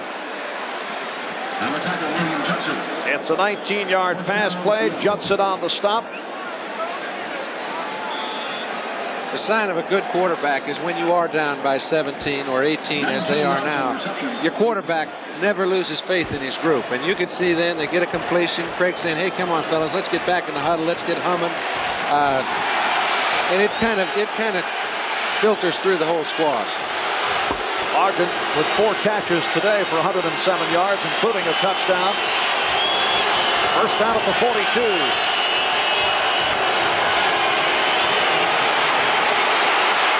Craig has it deflected. Intended for Darrell Turner. And those big defensive linemen getting a lot of football. And Darrell's also having a little trouble getting off the line of scrimmage and into the pattern a little deeper. When you're that congested with the defensive pass rush, it's very hard for the quarterback to find you. And they've had a little trouble there. And Miami's killer bees with Betters at 6'7", and Baumhauer at 6'5", and Boatcamper at 6'6", making things very difficult for Dave Craig. 2nd and 10.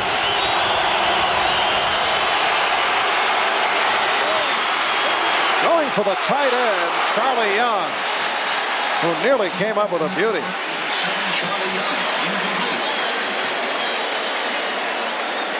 Charlie Young has not got the speed that many tight ends do and that he did in his early years. He's got excellent hands. He's come down with an awful lot of these kind of balls. But he didn't get that one. And it sets up a 3rd and 10 at the 42. Minute 18 remaining, 3rd quarter. Charlie Young, hampered early in the season by a pulled groin in his 12th year out of Southern Cal.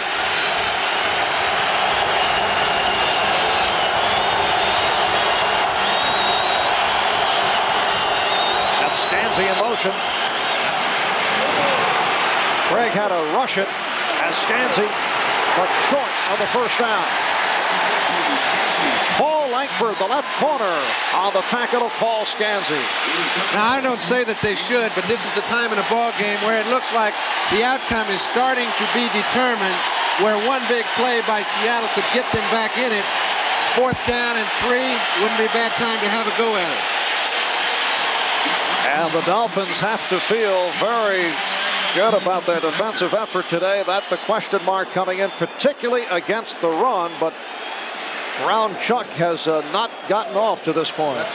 That's right. And remember, Miami's been in this position a lot. They've been way ahead, let teams catch up a little bit. They're not doing that right now. All right, West coming off that 7-yard punt. Fair catch called by Walker. And the Dolphins take over at their 12-yard line.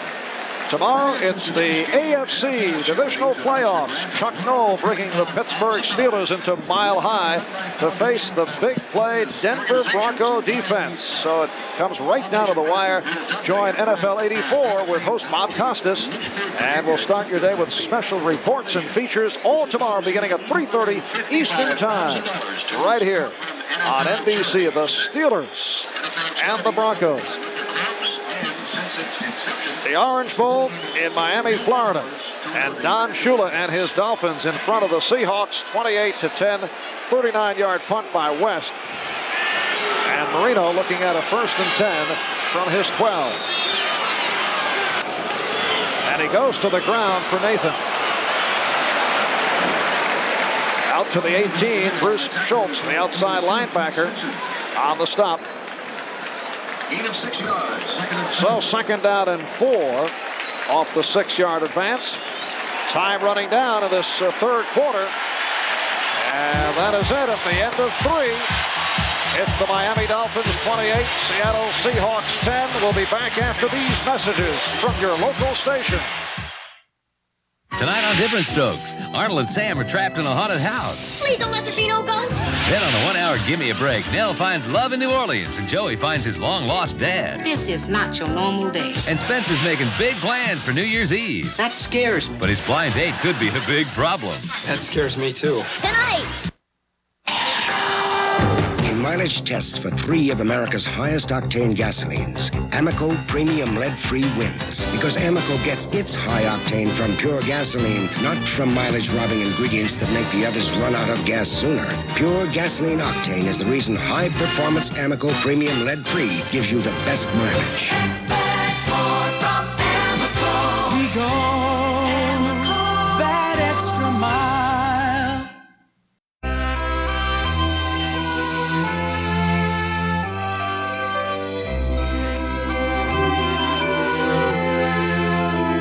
Of the 4 safest cars on the road today, all are Oldsmobiles. Buckle up. There is a special feeling in Oldsmobile at this time of year. Happy holidays to your family from the Southern Olds family. Hello, I'm Lou Rawls. And I'm Marilyn McCoo, inviting you to join us for the Lou Rawls Parade of Stars telethon, benefiting the United Negro College Fund. Now, with Ed McMahon's help, we'll be bringing you over 100 stars, including Diane Carroll, Dick Clark, Bill Cosby, Sammy Davis Jr., Robert Guillaume, O. Benson, you know. Great. Yeah, Donna Summer, Sarah Vaughan, and Billy D. Williams. So get into the holiday spirit on Saturday, December 29th. We'll see you right here. Season's greetings from our family to yours at 11 Alive.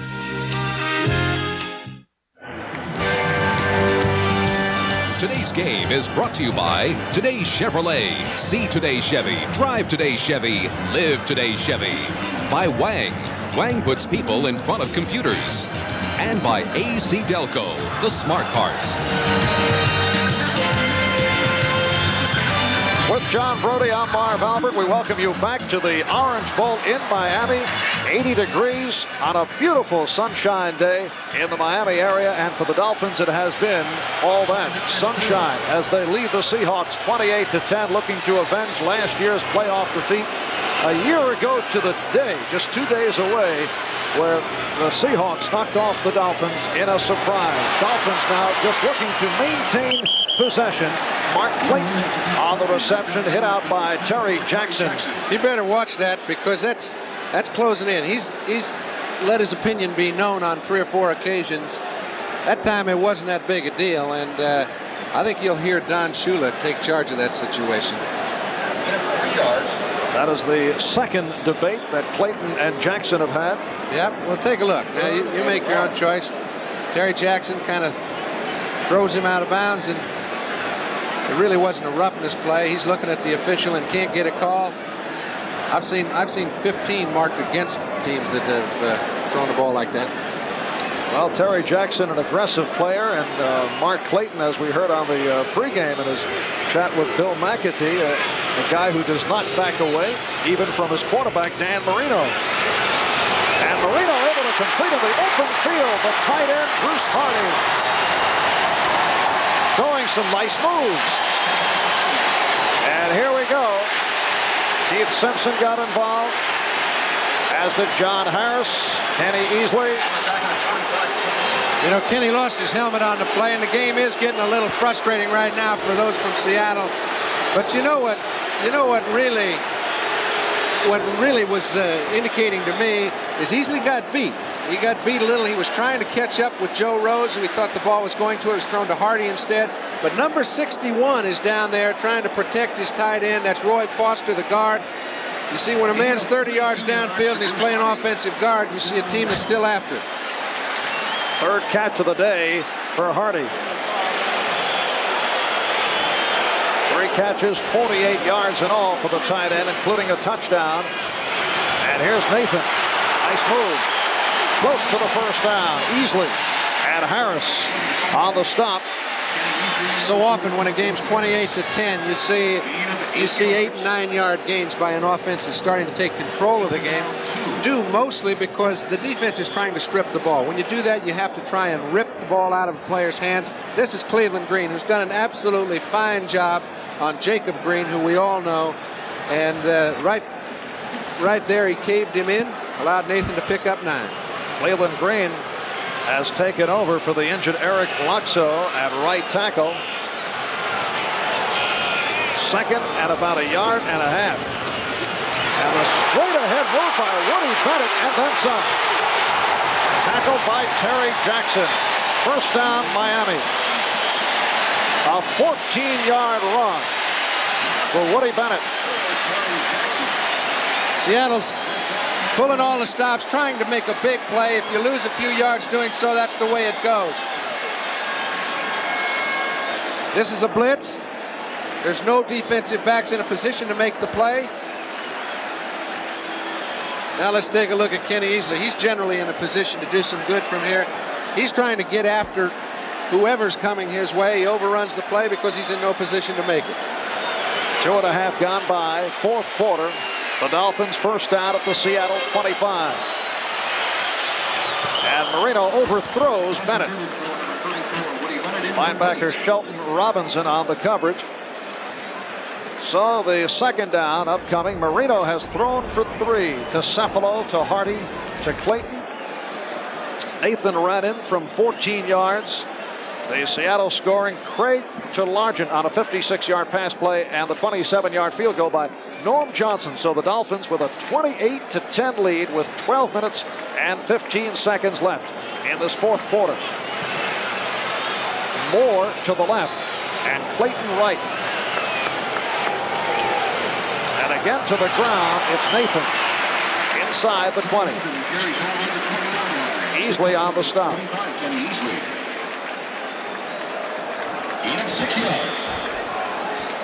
Joe Rose, a man who's known for his receiving, hasn't had a lot of playing time of late. Also does an excellent job on Kenny Easley. Third down and 4. And Nathan has outrushed the Seattle Seahawks. The ground chuck philosophy that beat the Raiders last week, not doing it today. Timeout has been called. Seahawks just not able to get going. A couple of good drives by Craig, but that has been it. Timeout has been called. We'll be right back.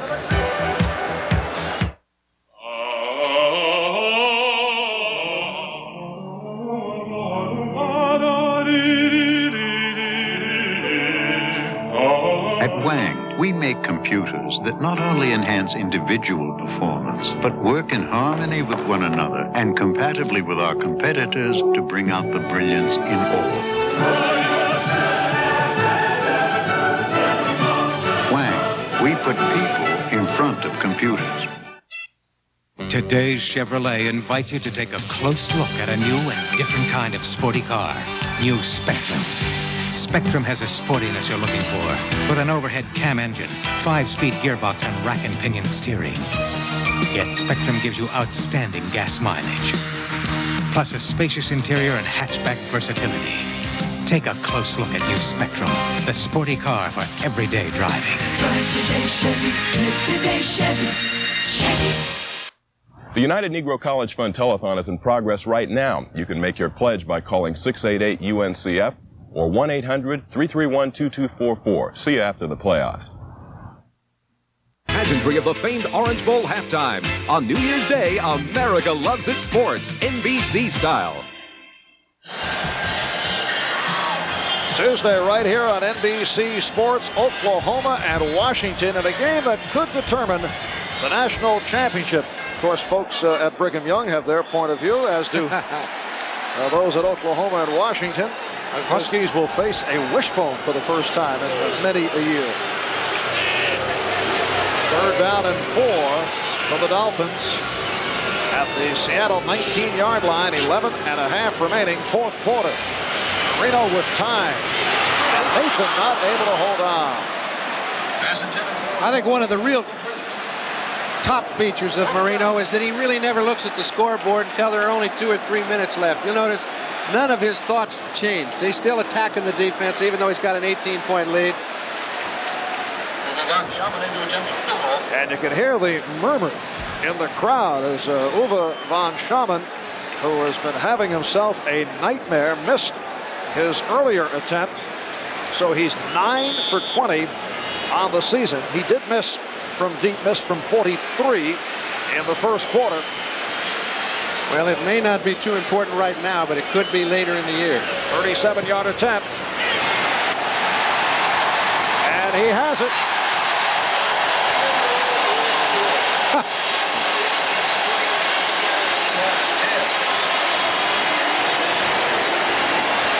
as you say, that certainly could be a telling point for later on in the playoffs. Look inside your imagination. See with your mind's eye a dream van. A van that stands alone in all the universe, with more cargo room than other new-size vans. A van with the only available V6. A van with the most available seating. But it's no dream. This dream van is real. The new-size Chevy Astro. Order yours now. A man on the move. Driver for the Coors Light Silver Bullet Racing Team. Al Unser Jr. When you're running with the big boys, you gotta run fast. Move ahead of the pack with Coors Light. The Silver Bullet. They've gone eye to eye on the grass of Wimbledon, the red clay of Paris, the hard surface of the U.S. Open. Now for those special few, there is a new challenge to conquer. The Challenge of Champions. Just the beginning of January's Champions on NBC Sports. A 37-yard field goal by Uwe von Schaman that equals his season-long and has extended the Dolphin lead to 31-10, and Miami doing it in convincing fashion. They're winning at the line of scrimmage on both sides, and that's something that the Seahawks have been priding themselves in of late. They've had the short end of the stick today. David Hughes, Cullen Bryant awaiting the kickoff. Cullen Bryant, number 32, and number 46, David Hughes at the goal line. And here is Bryant to the 15. Nice return across the 30-yard line, run out by Charles Benson, who has excelled on special teams. And Seattle now with 11:18 remaining fourth quarter. There's Dan Marino, who has had himself another solid afternoon. He's 21 for 33, 262 yards, 3 touchdowns. Way under par, though. Well, intercepted twice, not up to his 400-yard standards. Yeah, well,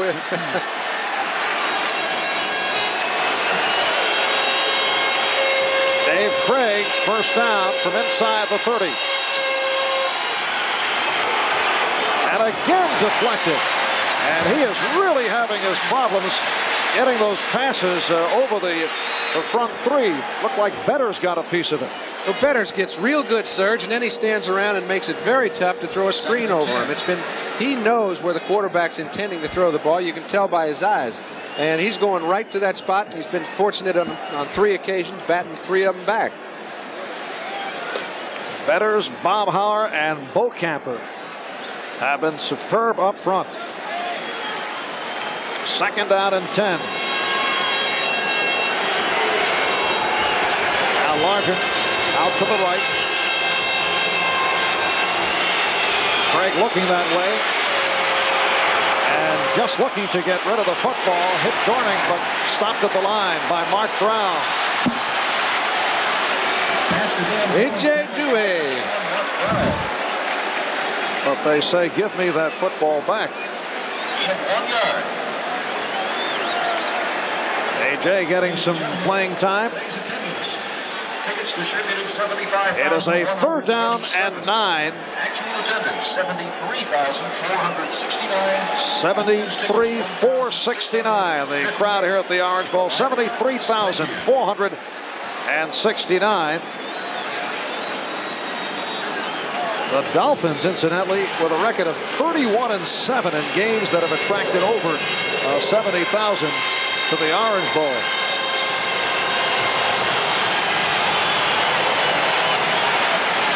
And Craig able to connect with Turner, and he took a good hit. Short of the first down. Robert Sowell on the stop, and that is it for the Seattle drive. If they have a fake punt, you'll see it. If it presents itself at all,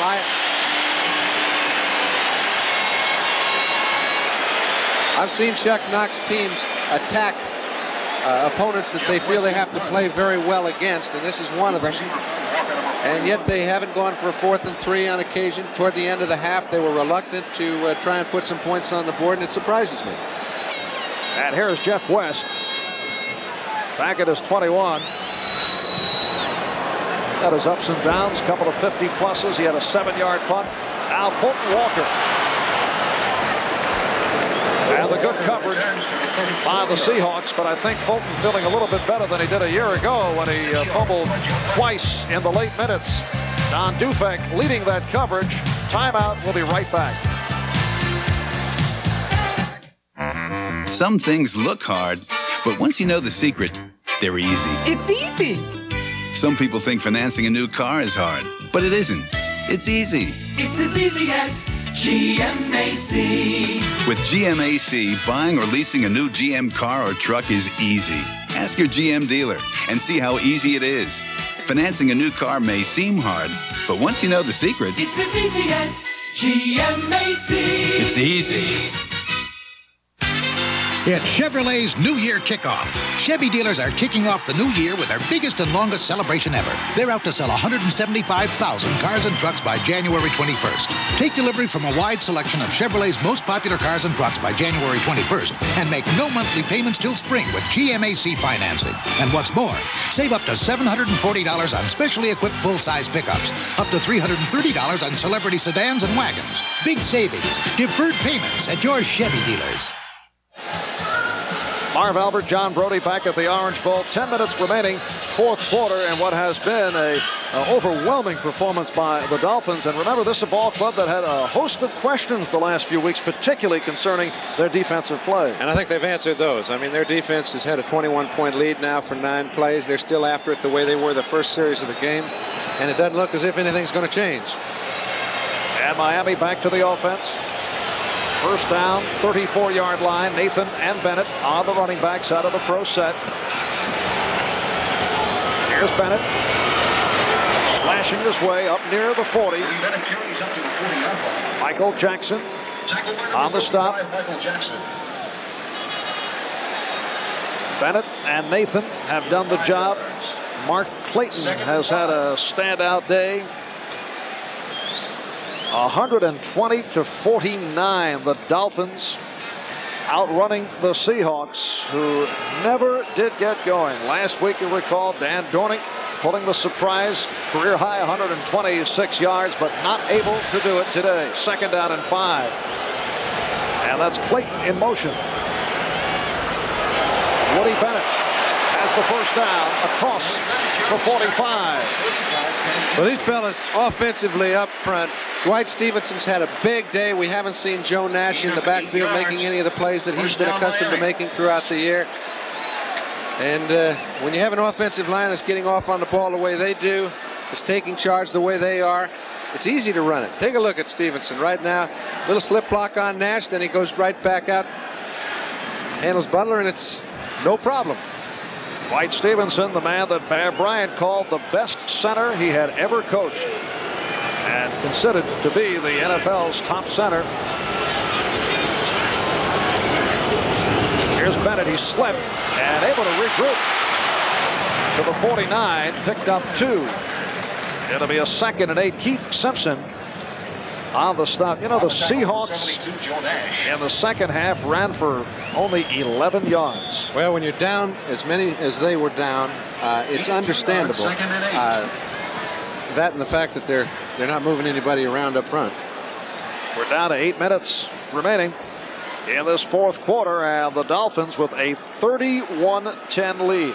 Seahawks did get back into it. They moved within 4. They trailed 14-10 late in the 2nd quarter. Here's Bennett again. Picked up a yard. Bennett. Tackled by 79, Jacob Green on the stop.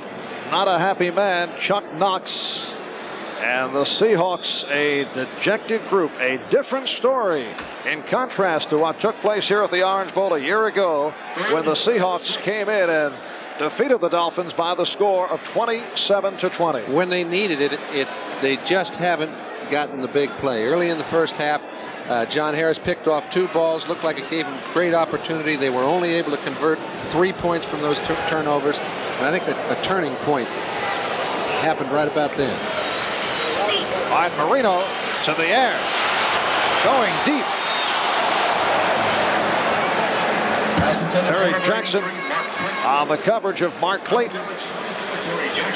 So the 4th down play, bringing out a man we have seen very little of.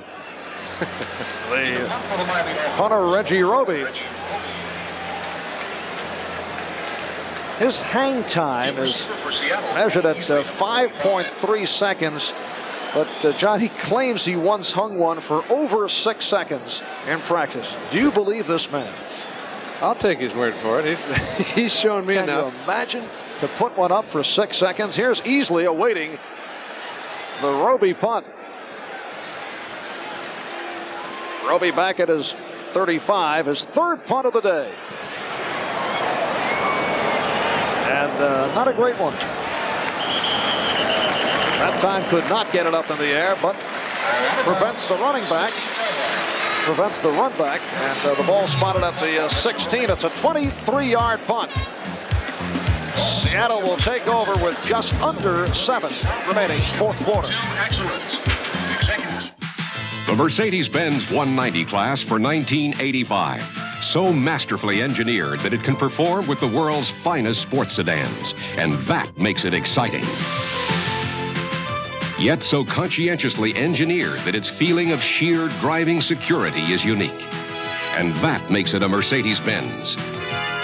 The 190 class, Mercedes-Benz, engineered like no other car in the world. Who says you can't have it all? Who says you can't be somebody and still be you? Who says you can't taste life best and not look like you do? Michelob Light. Oh, yes, you can. Michelob Light. Oh, yes, you can.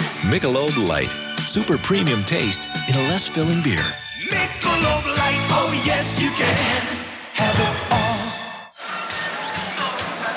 Coming up on our post-game show back at our NFL 84 studios in New York, Pete Axtell will have his selection on the 49ers and Giants. That game will get underway at about 4 o'clock. Axe off to a very fine start on his selection here. Earlier, many people urging Pete to jump when he threatened early in the day, led by Costas and Rashad and McAtee. We'll also have post-game interviews from here and features focusing on the Giants and the 49ers. That's the post-game show following Miami and Seattle. Here's Craig, again deflected. He hurt his arm on that one. He just can't get his passes off. Well, I think what he's having a problem throwing the ball to his right. Obviously, it's been because of Doug Betters, who's put on such a pass rush. I'll tell you what, Kreider's got his hands full trying to handle Betters today. Good pressure, and he got all the way there that time. Doug Betters, the deadliest of Miami's killer bees, providing Chuck Knox with a very long afternoon. Betters in his 7th season out of Nevada, Reno. Out of Whitefish, Montana. Doug Betters. 2nd and 10. And Craig to give it another shot. This time he gets it off. And it's broken up. Ball was actually overthrown, but the deflection by Lyle Blackwood nearly gave Darrell Turner an opportunity to steal one. Well, it's too little, too late. Darrell Turner, who has been noted for his speed downfield, that's the first ball we've really seen go down the field to Darrell. And I'm sure Miami was aware they played a deep zone with 2 players in the center field position. It's been hard for him to get there, but They didn't try it much either. What does that do to Craig with Betters and Baumhauer and Bokamper all over him throughout the day in terms of changing the delivery? What it does is it has an effect on whether or not he wants to go all the way down the field. It takes a little bit of time to get there, and these fellas defensively have just put too much pressure on him. As you see, 3rd down and 10. Craig this time with the slingshot for Dorning. Short of the first down out of the 25. Mark Brown on the stop, and Craig very fortunate to get that one away. Again, Betters with the pressure. All right, take a look at a man that's after some people today. Number 75, Doug Betters, has certainly been the outstanding player defensively, and I think he set the tone for the whole Miami defense today. We talked about most important players, Marv. There's so many offensively for Miami, but I would certainly make him the standout. Those defensive guys don't get too many accolades anyway. Well, he was one Dolphin particularly upset about the recent defensive problems, and the Dolphins stopped the Seahawks. Dorning short of the first down. So Miami will take over. Bob Brzezinski, the outside linebacker, on the stop. It's been a whipping, offensively and defensively. All right. This is from the goalpost camera. You get a pretty good shot at whether or not a hole does open up. Although it looks like there might be a small hole to the right. Dornick was not close enough to it to take advantage. There really was nothing there. 5 minutes and 45 seconds remaining of this 4th quarter, and Miami leading Seattle 31-10.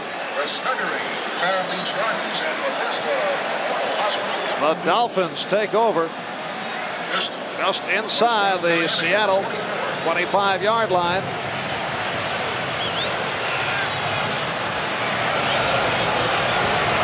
That is Moore in motion, and here's Nathan. Only giving us a 360. Stopped by the right defensive end, Jeff Bryant.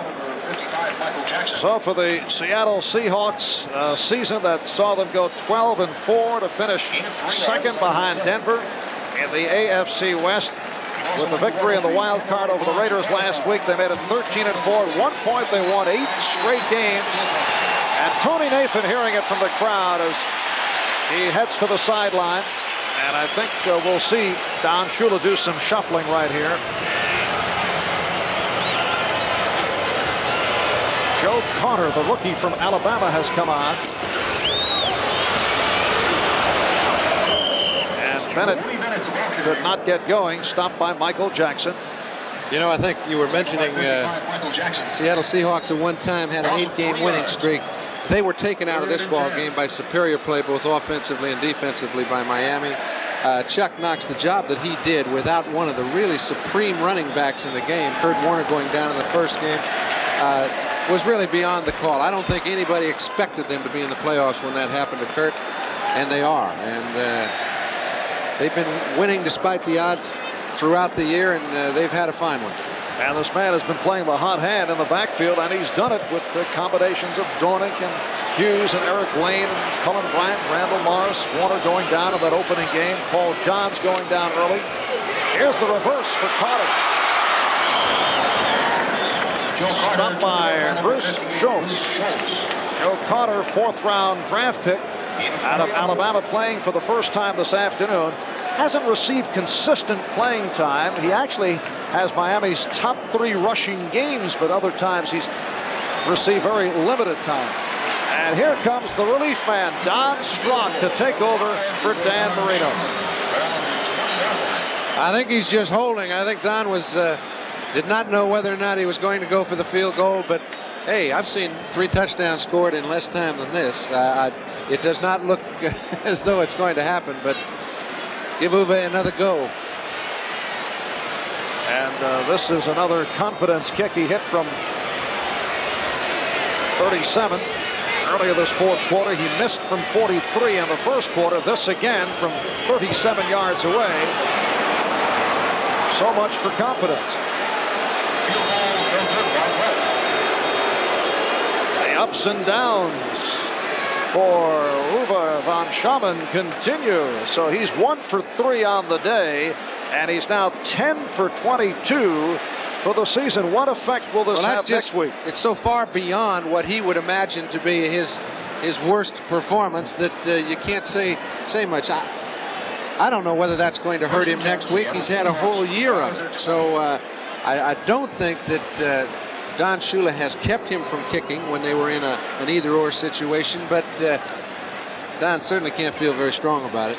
He had not attempted a field goal in 5 games prior to today. That following that 44-yard attempt against San Diego in overtime that did not click. And then he went 4 games without attempting one. Here's Craig running out of trouble and just running it out. Craig runs out of bounds. Gain of 2 yards. On the post-game show following the Dolphins and the Seahawks, a look at the NFC playoff game matching the Giants and the 49ers out at Candlestick in San Francisco. Close-up look, plus features on both ball clubs.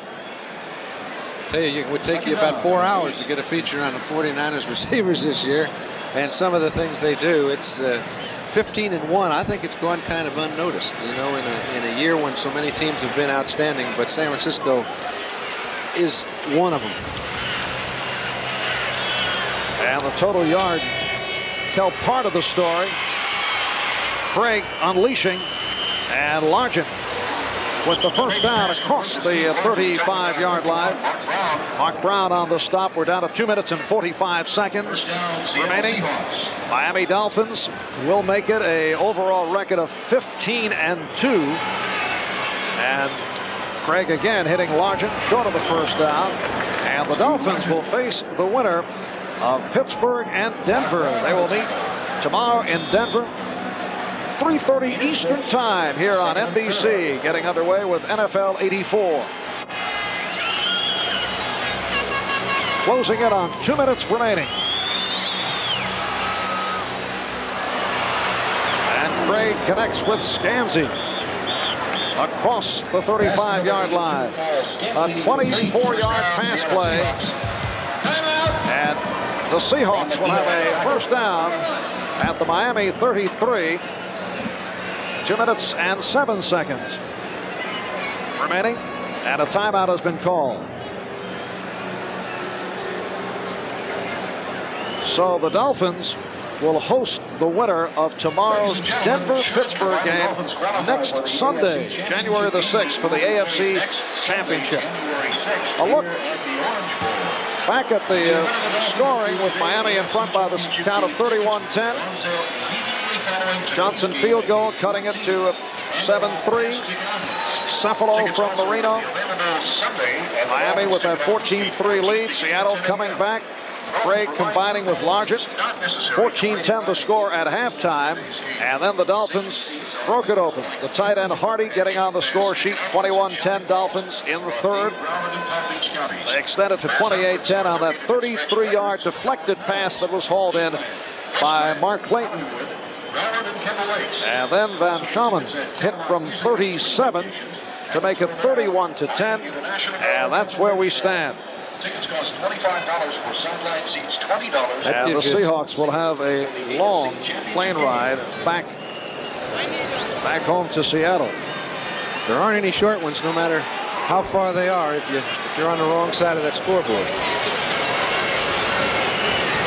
Seattle first down at the Miami 33.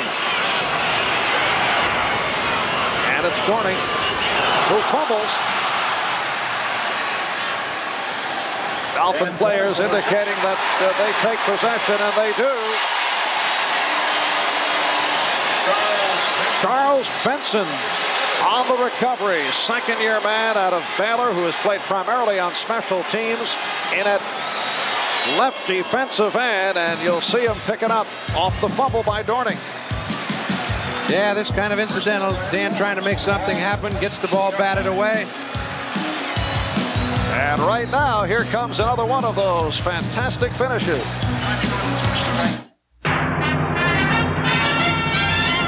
Alcoa presents Fantastic Finishes. 1967, 15 degrees below zero in Green Bay, Wisconsin. The Packers trail the Cowboys by 3.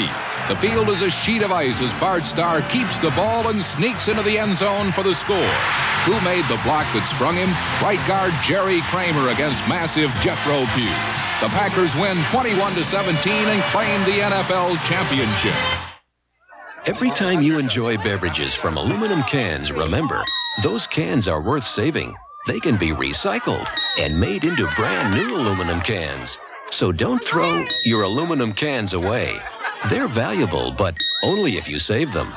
Find out who's raising money through recycling in your neighborhood and save yours for them.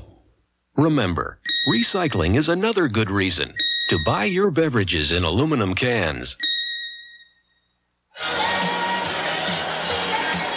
Crowd of 70,000 plus at the Orange Bowl beginning to head to the exits.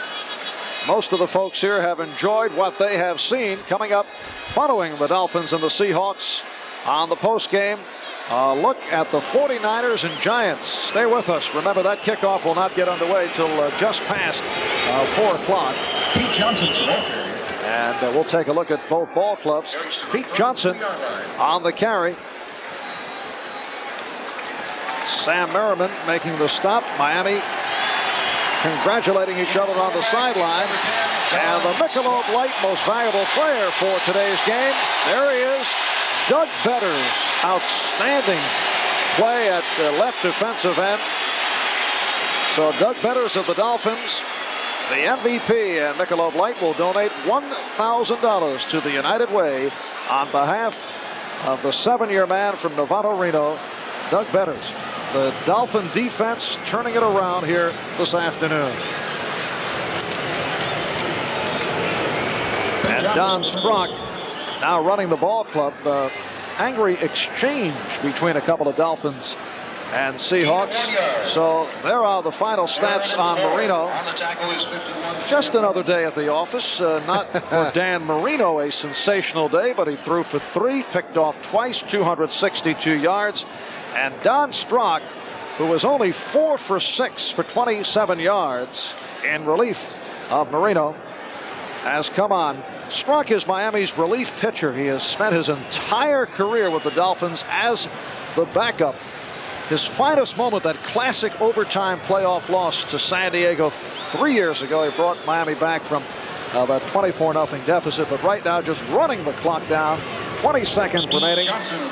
Pete Johnson on the carry, and that will do it. Michael Jackson covers it up, and the Dolphins avenging the playoff loss a year ago, losing to the Seahawks here last year, 27-20, and they do it convincingly today by the score of 31-10 to advance to the AFC Championship game next Sunday against either Pittsburgh or Denver. And I think the one thing they answered is that their defense is good enough to play great in a big game. They seem to have the enthusiasm back that some people thought they were lacking earlier in the year, and I don't know where you go to beat them.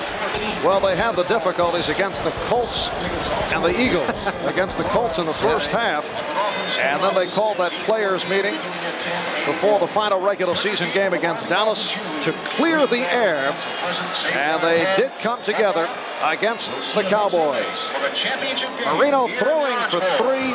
Doug Betters excelling defensively, and Miami doing it by the score of 31-10. Thanks to our statistician, Ross Schneiderman, Bobby Harris in the booth with Bo McComas, Harry Van Susko. This is Marv Albert, along with John Brody. Stay tuned for NFL 84. A promotional fee has been paid to NBC by United Airlines. United is the first and only airline to serve all 50 states. Fly the friendly skies.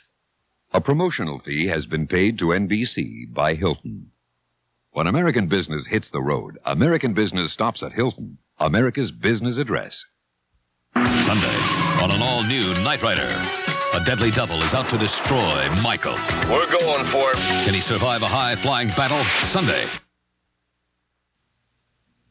Who says Christmas is over? Your Chrysler Plymouth dealers have extended Christmas with fantastic deals on every 85 in stock. We're dealing now on new 85 Lasers, Reliance, LeBarons, and Caravels, all with a $550 protection plan. Buy now. Take immediate delivery. Get easy financing, too, for qualified buyers. Hurry. Our good selection can't last forever. And neither can Christmas. Act now. See your local Chrysler Plymouth dealer.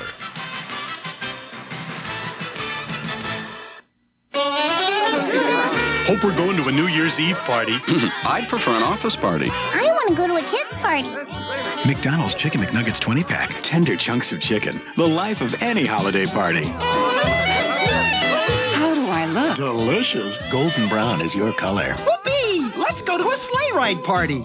It's a good time for the great taste. Parties. That's all you 20-packs ever think of. On McDonald's.